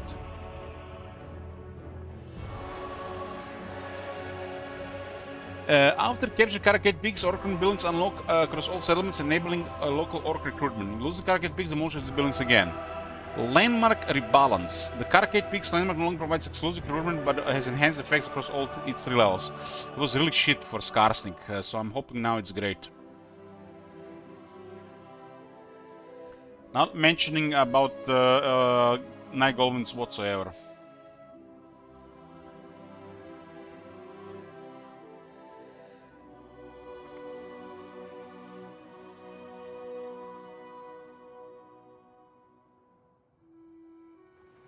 Wurzak's starting position relocated to Southland's jungles, so next to Tic-Tac-Toe. A new tier 2 building, effigies of Gork and Mork, is now exclusive to Wurzak and can be built in savage orc locations such as Darkhold, Galbaras, and Pahwags. Provides minus 5% cooldown for lore of Big Boss spells all characters. Plus 5 diplomacy with Orcs and Goblins faction wide. Plus 2 savage orc recruit rank local province and minus 3 corruption local province. Huh.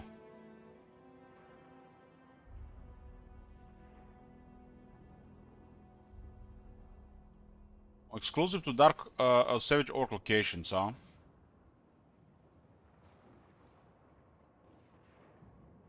There's about 6-7 locations like this unless they added more. It's not a landmark, it's a building. It's a Savage Orc building.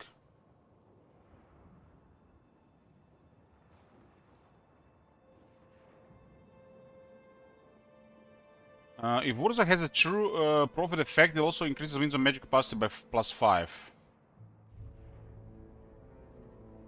This seems rather poor. They should have just added this to the existing Savage Orc building instead of adding another building.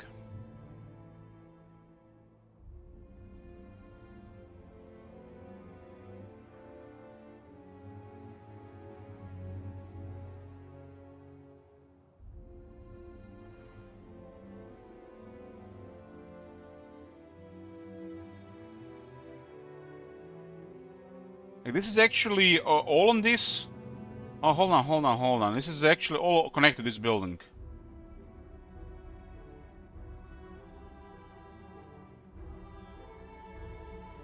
There's the extra effect, and there's garrison. Okay, that's good. That's good if all this is the building. That's good.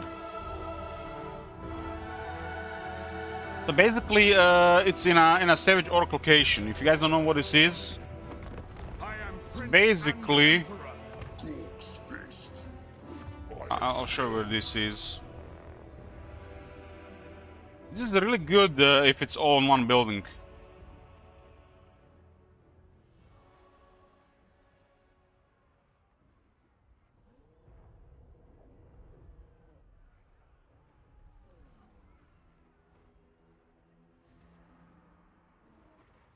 Golan says this building costs 4,000 gold. That's fine. It's utility and garrison in one. It's a good garrison. Yeah, this will all stack. Stack, stack, stack, stack, stack. This will all stack.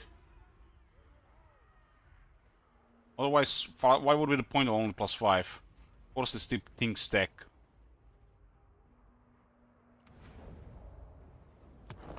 So basically, in the world, you have locations like this. You see this icon here, Savage Orcs? So wherever is this icon exists, you can build the Savage Orc camp. And I guess you'll be able to build that new building as well. There's not many of this place in the world. There's several.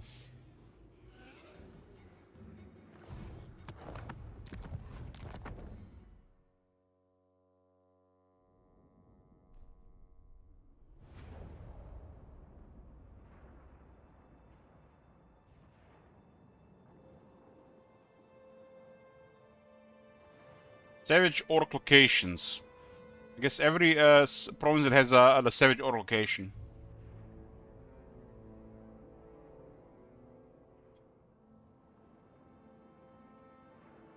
Wurzak also gains 3 unique landmarks in his campaign.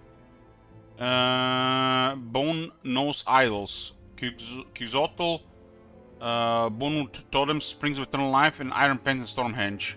So 3 new landmarks for Wurzak.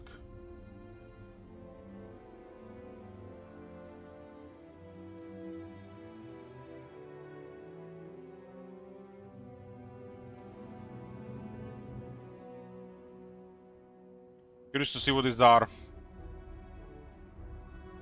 Technology tree. The Orcs and Goblins tech tree had a solid foundation but lacked clear focus, with some techs affecting mixed unit types. We reconstructed and reviewed it to ensure a more cohesive and thematic design.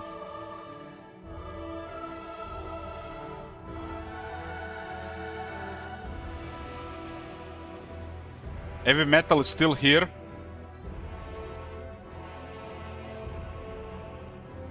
It looks like some technologies got removed and renamed.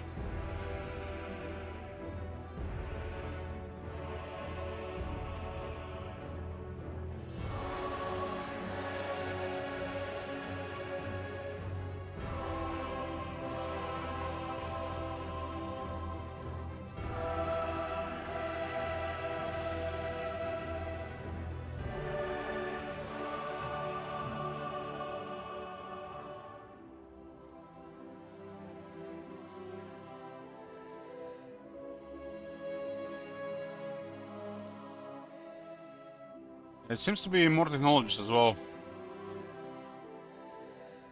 The longest VA, the strongest VA, the biggest VA. Killer cards.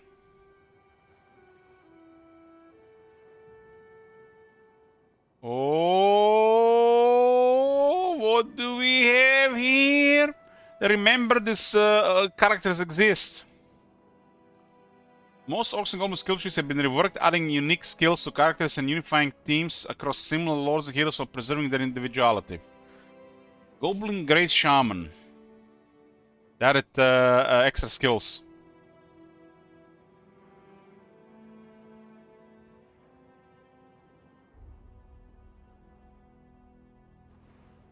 Yeah, this is how the CA plays the game. Clicks, click, click, click, click, click, click, click. We are a versatile circus of troops.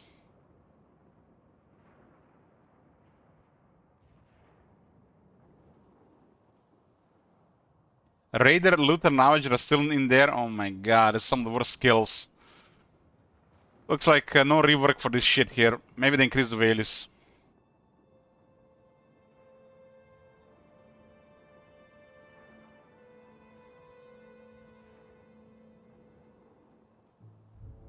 Scrap hours have been rebalanced, allowing units to have multiple upgrades for decreasing costs. Scrap income has been adjusted to support this, and the system UI has been overhauled for improved usability.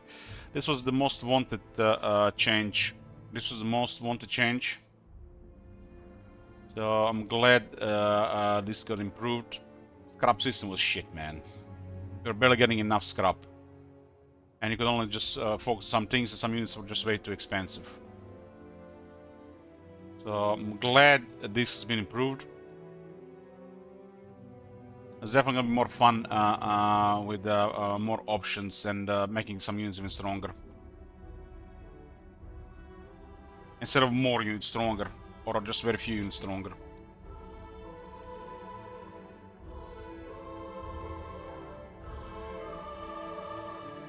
This was definitely the thing that I wanted the most for the green suits. VA improvements offer more choice and rewards. Completing a VA grants dilemma to choose units or alternative benefits like treasure or scrap. Stronger VA targets deal better rewards, with elite options unlockable via the tech tree. VA units now have a dedicated recruitment pool separate from Regiments of Renown. So improved raise dead for the VA troops.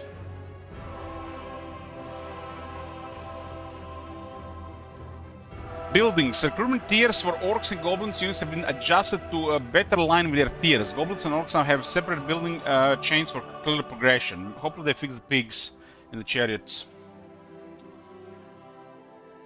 Battle VFX spell lore visuals. A lot of little and big VA spells have received new and updated VFX and audio, including refresh effects for Curse of the Bad Moon and the Foot of Gork. Hopefully no longer crash the game.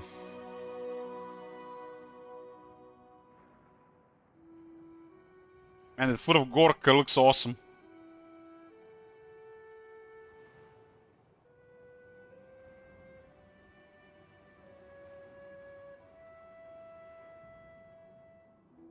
That was the big smash.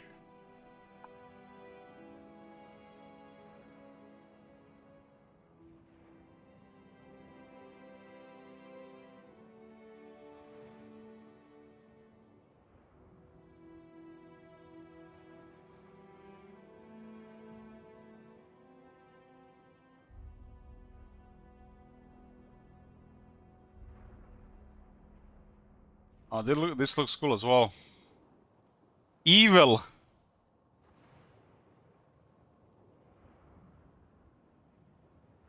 Last time the AI casted this on me, they crashed the game. UI, Lord unit categories. Lord unit categories have been streamlined for better clarity. Previously, Lord shared icons with other infantry types, but now their categories are more distinct. When multiple lords are present in skirmishes or enforcing another army, extra lords are marked with a 4-pointed star, while the main lord retains the 8-pointed star.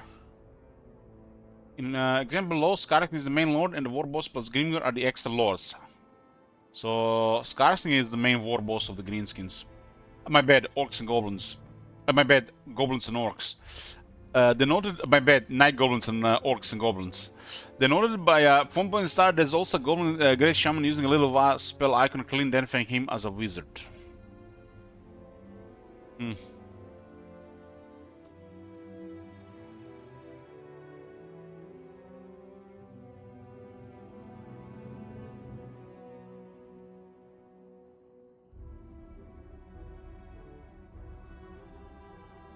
This is how the units now appear when selected from the unit browser, so it's basically the icons, huh?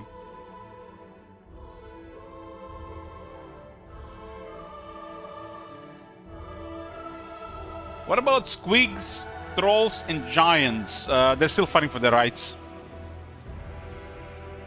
Well, they could call the factions OGSTG,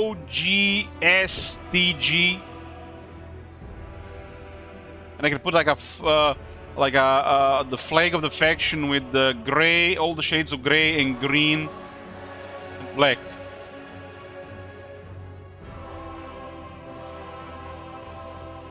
plus, of course. Plus would be at the end, because they're more appearing all the time.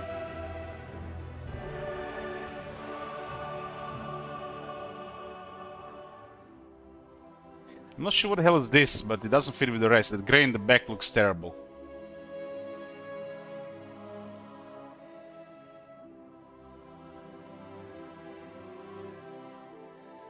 Vigor and terrain effect display. Stats affected by vigor and terrain type are now displayed when hovering over stats in the unit info panel. So you can actually see buffs and debuffs. These mechanics are now more visible, allowing players to easily see the factors currently influencing unit's performance.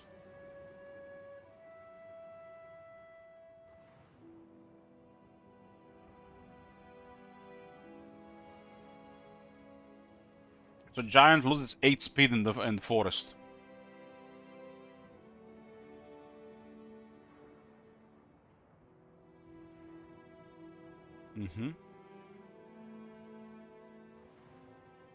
Display of kills needed for max intensity. Abilities that are based on intensity and require kills on display the number of kills needed to max out their benefits. Now we can finally report, you know, to see our give our feedback that some of these things are super off.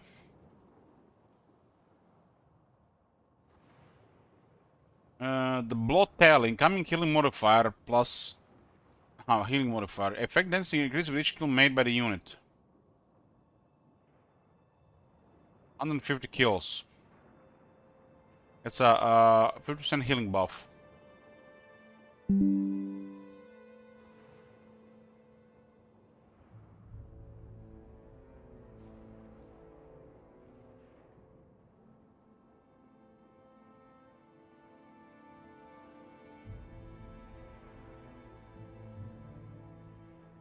Races and balance. What is this? Complex stat changes. Splash attack targets. To provide more consistency and shifted meta, splash attacks values for all units have been recalibrated using a 1:101 ratio.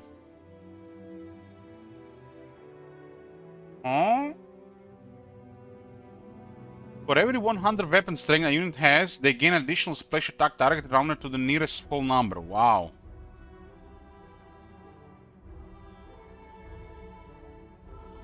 So if you get a 1000 weapon strength, they'll be able to splash 10 targets.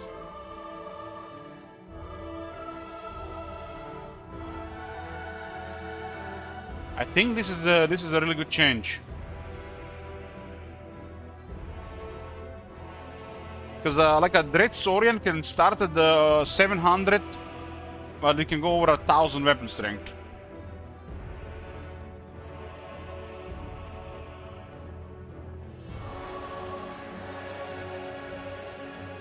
So basically, the cleave of the unit will increase if they get more weapon strength.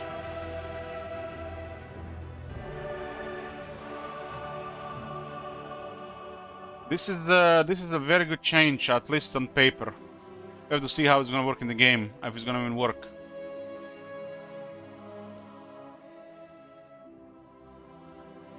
This change optimizes splash attacks to ensure that units are operating at peak performance with a measure of gameplay consistency. For example, when you send a large monster into a line of infantry, these engagements will be a little more consistent.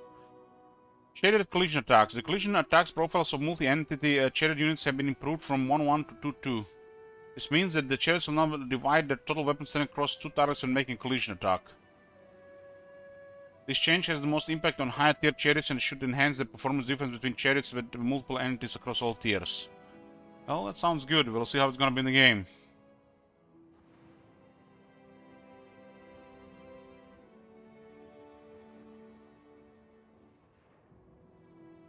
They added battle balance details in a separate post.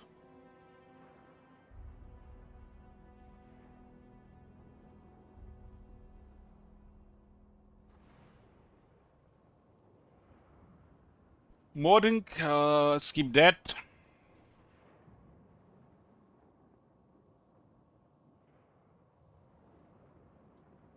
Bug fixes. They put it, the unit balancing in a separate post. Bug fixes. Dev note. Below we have listed all of the key fixes that are coming with update 6.0. However, this is not a complete list of all game fixes featuring as a part of this update. There are some additional fixes which aren't listed here due to our teams working at a rapid rate. Rapid rate and focusing on making the build as good as it can be in time for release.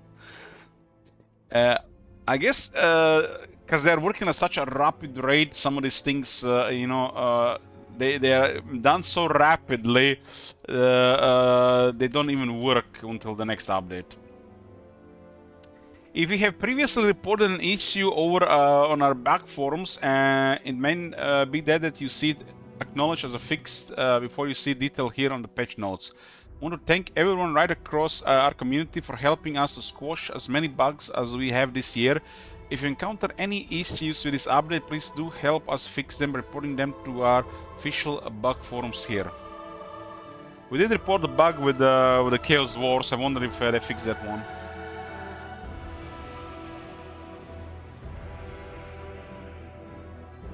Performance. Fixed a crash related to completing Ice Core recruitment after loading a save from an older version.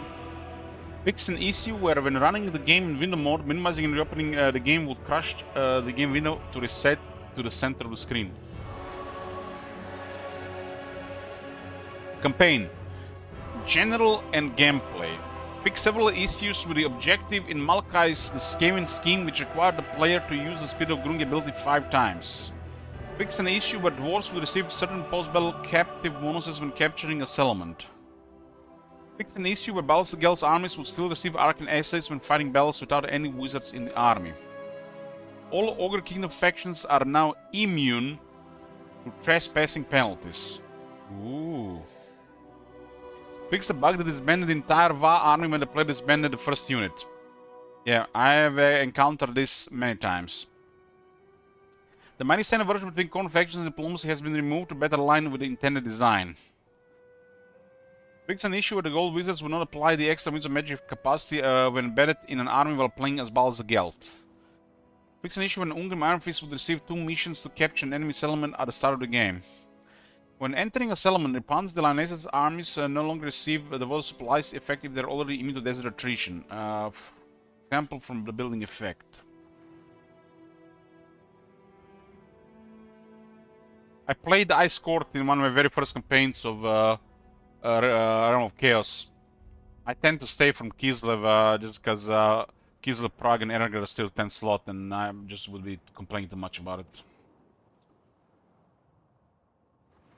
Fix an issue where Igit Claw appeared to be missing a leg in his character details view. Updated the Orbital trait for Ogre the Orbital to affect more specific unit groups. Skill tree. Fix an issue where the Elven Steeds and the Wood Elf character skill trees had incorrect names. The Nurgle Lord skill renown and fear now provides a recruit rank bonus only to the Lord's army rather than faction wide. Oh, that was a cool feature. That was a cool feature. But I guess it was not intended. The Feral Wyvern and the Feral Hydra units now receive bonuses from the Orcs and Goblins and Lord skill trees.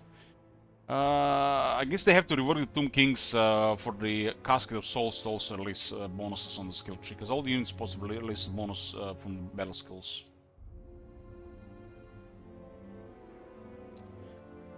And the Carrion, of course. Ancillaries and magic items. Unique items, those gained from standard battles, can now be destroyed and will no longer be automatically equipped or characters when gained. Fixed an issue where Malakai would not receive magic items from completing adventures when under AI control. That's it for ancillaries magic items. What?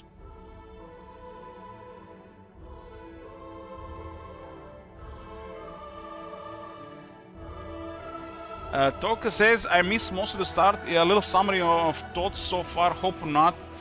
Well, the Ogres and Greenskins look awesome. Ogres are definitely a surprise. I didn't expect this much.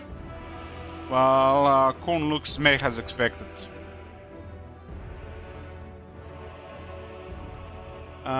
There's nothing been mentioned regarding the passive AI, but we have to play a couple of campaigns to see. I expect them to ignore the issue, which is the main problem in the game. So until we play a couple of campaigns, hard to say. There's also always things they don't show in the patch notes, and the game always changes for better or worse after every major update without even them whatever they promise in the patch notes or not in the patch notes. Definitely changes the game.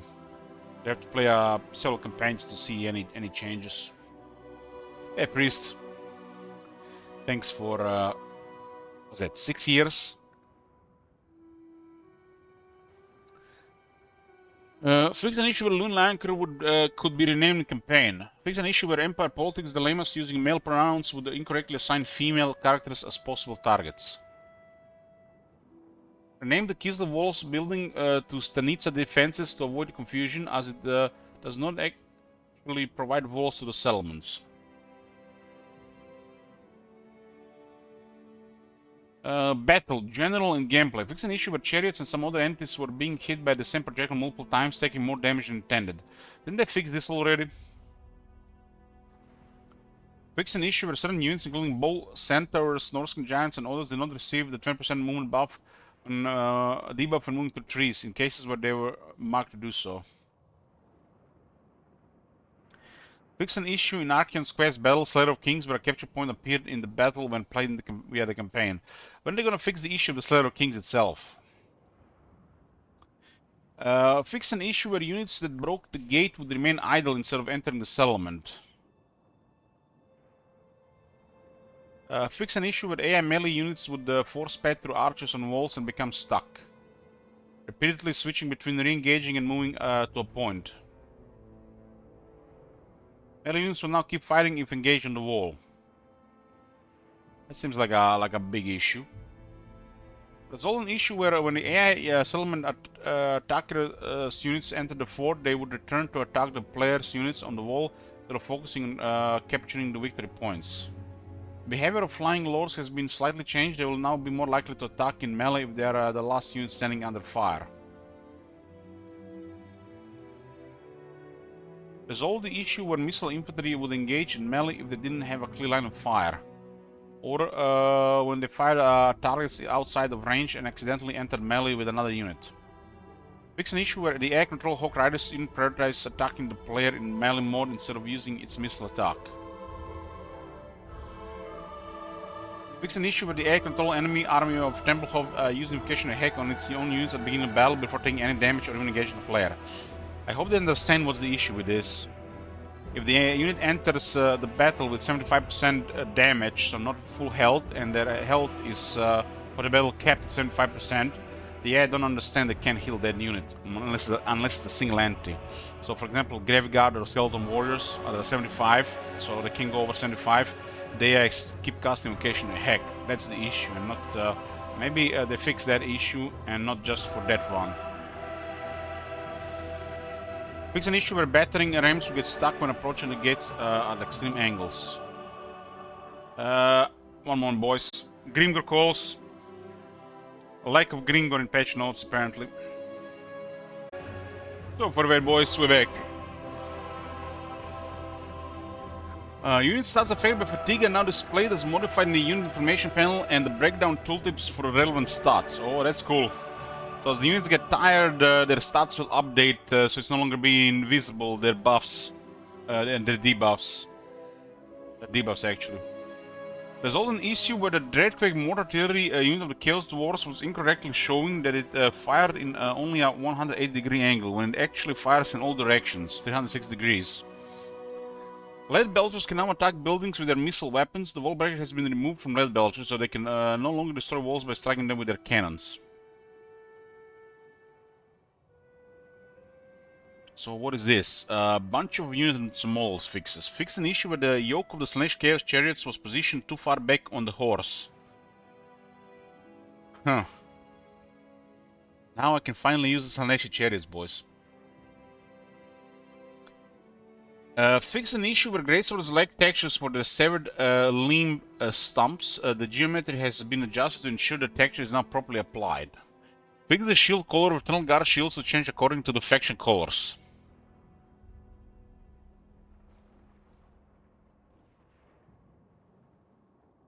Fixed an issue where a part of the base lord's clothing texture was not displaying correctly at the different levels of detail, lot 3 and lot 4.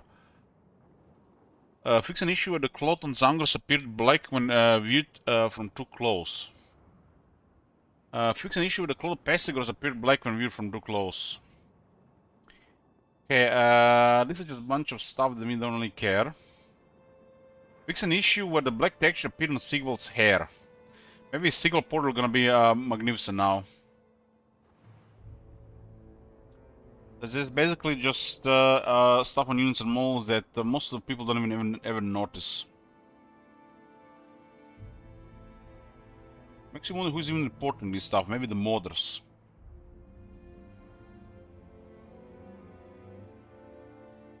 Fix an issue where the gold wizard flew in the wrong direction during knockback flying animations. Fix an issue where the plague drones of Nurgle were slowly shifting to the side during the deployment phase. Fix an issue where the Changebringer did not disappear after being killed. Fix an issue where the Hertwig von Hall's arm appeared stretched after being killed. This is a bug where the bulls of the whooshing war compass were glitching during the animation. Resolved issues with incorrect animations during knockback actions. Fix an issue where the persistent wave effects of the Chaos Lords of Khorne were not displayed on all mounts. Okay, environment. Fix an issue with the Mula Empire's campaign north of Carcade Peaks where characters could clip into the mountains. A lot of this stuff here in the patch notes, and when there's something big you actually notice in the game was on the patch notes, it's not there. I guess they have different priorities. Evoke the Sounds of Valakoro's ability to better line design. Fix the voiceover for Lords when they lack sufficient action points to reach target point on the map, ensuring it correctly reflects the destination is unreachable. So action points are campaign movement range. Because the campaign movement uses action points. Fix an issue where the basement ships in the campaign were not using their spoke sounds. Blood pack. Fix an issue where the Feral Troglodyte's blood spurt effect was not properly docked. Few kudos if you made it all the way down here. Don't forget we have a separate post available to read over an official Total War Warhammer 3 bonus covering all the balancing changes we have made part of the update 6.0. If you love your numbers, head over this post and read all the further changes. As always, if you run any issues after updating 6.0 tomorrow, be sure to report them over in our dedicated bug reporting area, where our hardworking QA teams can continue to investigate and feed them through. Why do you have a feeling they separate this because of one of those recent videos from Legend Total War that how the patch notes are basically just +1s and -1s on the units. Let's see what they've done with this. Just a quick look. Hobgoblin archers had got upgraded to the entities. They are now more, but they have lower damage. So it's been an upgrade to the unit. They're now weaker to destructive stuff and explosive artillery. Dwarves, Thunderbarge, more expensive multiplayer, has no more collision attacks. The Empire, still tanks. They've been nerfed in melee. Wow, steam tanks have been made slower again. Wow. That's what the third speed nerf on the steam tanks.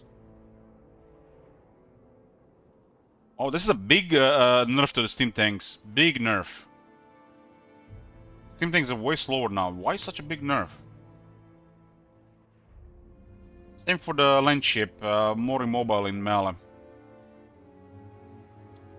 For the orcs and goblins. Black Orcs rename and update. The Black Orcs have been renamed to Black Orcs Great Weapons to better follow our naming conventions for weapon variants for the game with the introduction of the new Black Orcs Axe and Shield in this update. The Crimson skills have been rebalanced to match our dual weapon unit variant stat profiles. We've added 2 new abilities for the Black Orc units, Unstoppable Choppers and the Immobile Bulwark. These abilities are toggleable and are used situationally to further push the unit's strength. Black Orcs gain Immobile Bulwark, which can further increase the defensive abilities at the cost of the offensive stats. Black Orcs get weapons gain Unstoppable Choppers, which can now increase their offensive abilities at the cost of reducing their defensive stats. The Crimson Killer's Regiment now, however, has access to both abilities, but only one can be active at a time. Ground the Punch is cheaper. Rogue Idol is cheaper. Black Orc Big Boss got a damage buff. Less weapon damage, more armor piercing weapon damage. That's big for the pig, huh? We're gonna be using the pig later anyways. It has a silver shield on the pig.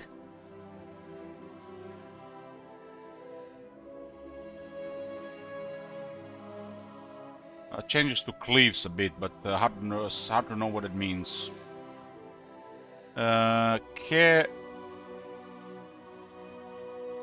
Wurzak got its damage nerfed on his mount.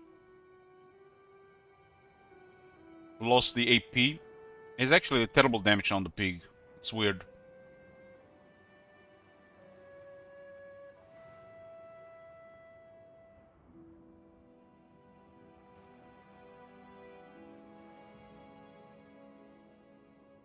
The Black Orc Big Boss is pretty much the same as before.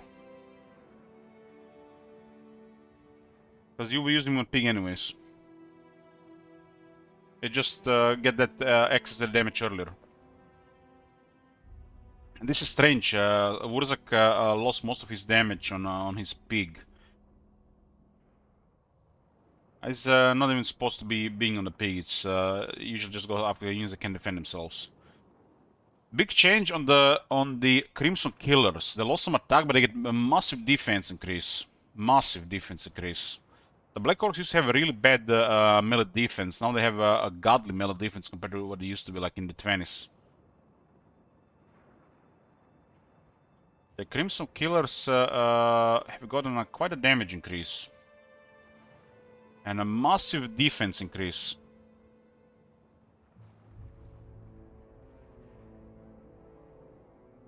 Goblin Big Boss has been made cheaper.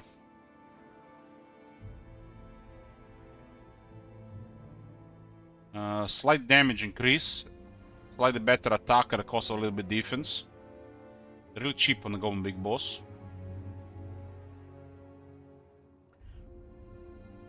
So similar changes for on a Wolf as well,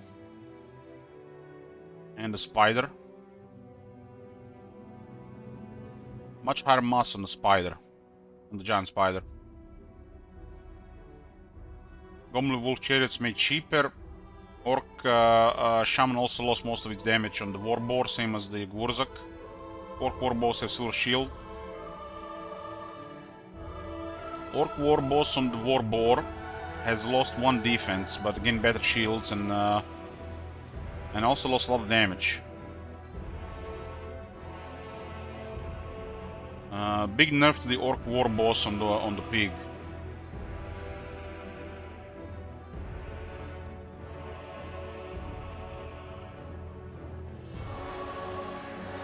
Might have gained the skills to go with this.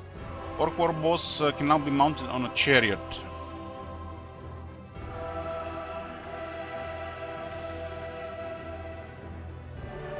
They didn't have this chariot before, so this is new, but why they're changing the stats, I don't know.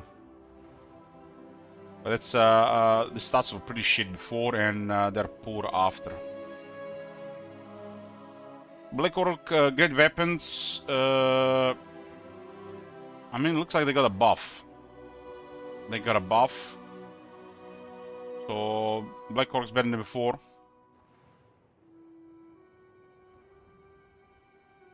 Horn, the Juggernauts all faster.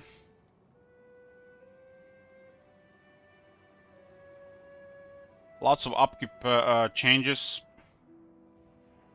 All the Juggernauts have more attack, more defense. More upkeep and cost changes, nothing special. Druzhina on Warhorse have 30 more armor. The Golden Knight has more armor. Boris has more armor. Ulrika Magdova has 30 more armor. They make more armor on the Warhorse. Marauder Berserkers got a buff to charge and speed. Same for the Regiment Renown version. The Great Weapons Chaos Warriors of Nurgle chosen. Great Weapons only, actually. The Chaos Warriors got 2 more attack. Small buff.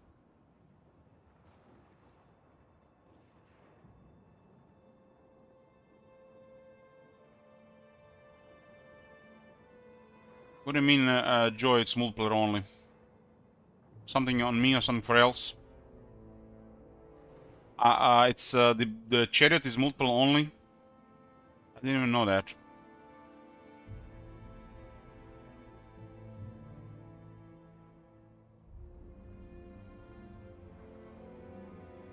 Ogre Kingdom's wall breaking. Ogres present a unique challenge for the Siege's battle in Warhammer 3, as they are almost entirely composed of units that cannot man siege engines or climb ladders, severely limiting their options. We initially addressed this by allowing all Ogre units to attack walls and spam them a siege ability and instantly destroy walls. However, this approach ended up swinging things too far in the other direction, or even as even the lowest Ogre could demolish a wall. Our goal now is to restrict wall destroying abilities to the larger Ogre units and make interactions more intuitive. Big beasts can smash walls, little belchers cannons can shoot walls. Revise distribution of wallbreak armor for the Ogre roster, primarily limiting them to the cavalry, monsters, lords, and hero categories. Revise the bonus damage for building for several units. Little belchers can now be able to shoot at walls. Ogre infantry lost the wallbreaker. Hunter cannot attack buildings anymore.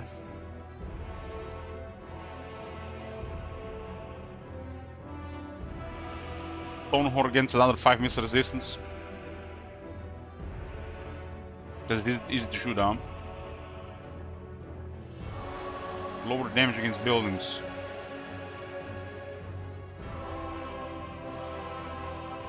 Let Belchers do more damage to buildings. Okay. Tomb Kings. Anything for Tomb Kings.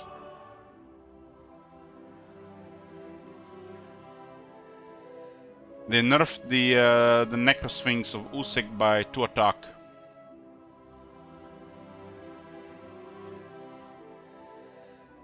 From 61 to 59.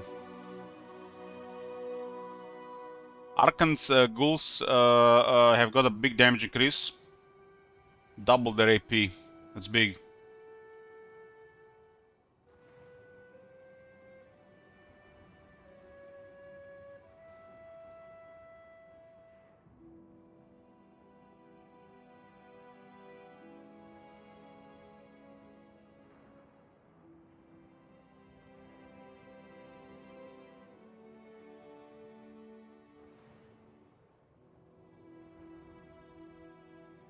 Not sure what this means here, this Oda's multiplayer thing. Burning Cherubs each have 3 more missiles. Vampire Cows, they made the halberds cheaper. It's all ghouls. It's all ghouls. They increase the damage in all ghouls. Another big buff to the ghouls, boys. That's another big buff to the ghouls. Script ghouls have literally enjoyed a lot of buffs. Another big buff to the ghouls.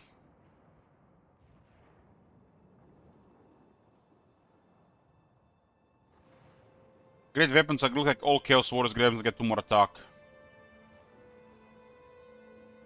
Durtu has received a health nerf. He lost 500 health. And his defense has been lowered by 4. So after the Durtu buffs and the Coidal buffs, the nerf has started. Coidal has lost some attack but gained 10 defense, while the Ranger lost 4 anti-infantry.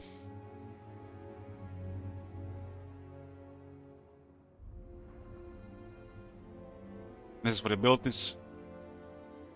See if I recognize any of this. Block of Doom has been nerfed. Damn. Now, at least it makes sense now to overcast it. Because it's gonna be over double duration the overcast. So at least overcast now makes sense. From 7 to 6 seconds and the overcast from 14 to 13 seconds. So overcast now actually makes sense. It didn't make sense before. But the nerf Flock of Doom.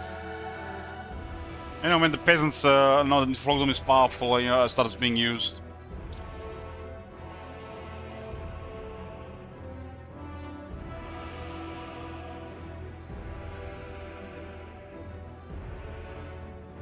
Miasma got nerfed by 1 second.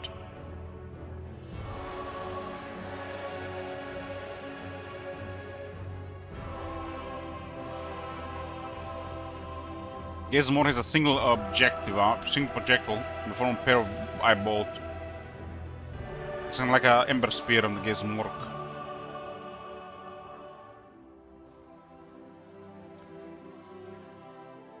The Ogre Kingdoms now gain army ability points passively for each enemy unit skill and by charging unit, aligning better with their heavy-hitting charge playstyle. Previously, points were earned from routing enemies, which felt too niche and lacked flexibility.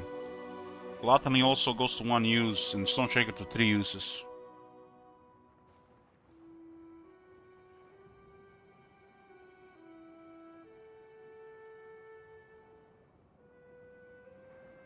A lot of these abilities, hard to say where they are from the names.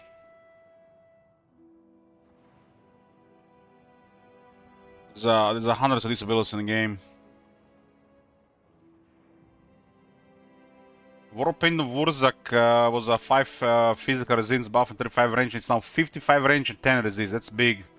Big buff for Wurzak Warpaint.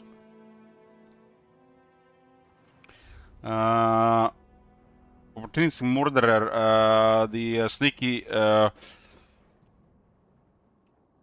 Nasty Skulkers got slightly nerfed. Big buff to Wurzak AoE physical resistance buff. And it's in a larger radius now.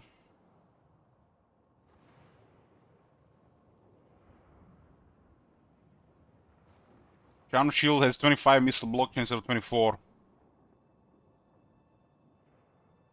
That's it. What about the big ancillary update? I guess they haven't put that in the patch notes with too many changes, huh? It looks like they haven't released the ancillary update. Who am I starting on tomorrow? Either with the greenskins or the ogres. My bad. Orcs and goblins or the ogres. Either with one of these two. So this is it, boys, for the review of the patch 6.0. Summary. Corner mech looked mech as usual. Ogres a big surprise. Looking forward to see. And the greenskins as expected. Exciting update. Scrap rework, the biggest highlight probably. But we're gonna have to see everything as we play the game. Hopefully the AI has been improved. Hopefully it's less passive, more aggressive, and some lots of hidden changes like the ancillary and the trade system that I said I would do, but I've clearly forgotten in the patch notes. So hoping to see some of that.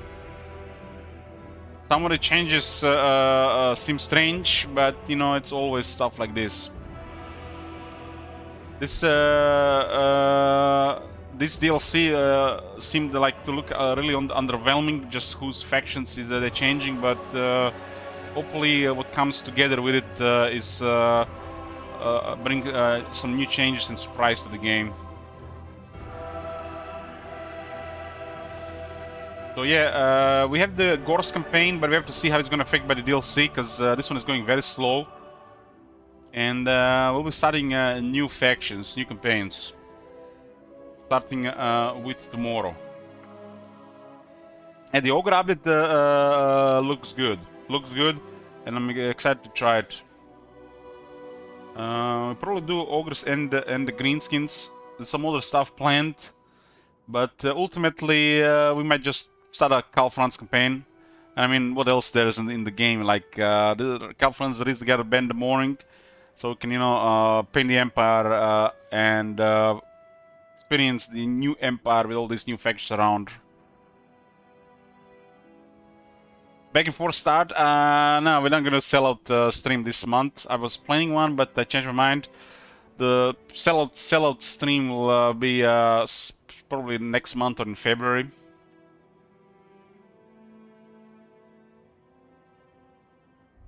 The war campaign has started the new year. Anyways, that's it for the review. Hope to see you all tomorrow with a new update. I'm excited to try the greenskins and the ogres. I'll no doubt check the corn as well, plus some other campaigns. We'll be playing strictly vanilla with no mods.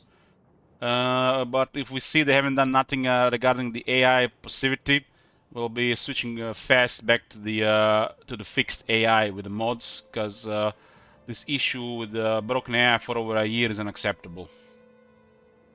I'll be switching to some Diablo 2 Resurrected, and with Warhammer, guys, I'll see you tomorrow. I'm just gonna get a coffee before I start. So in a bit.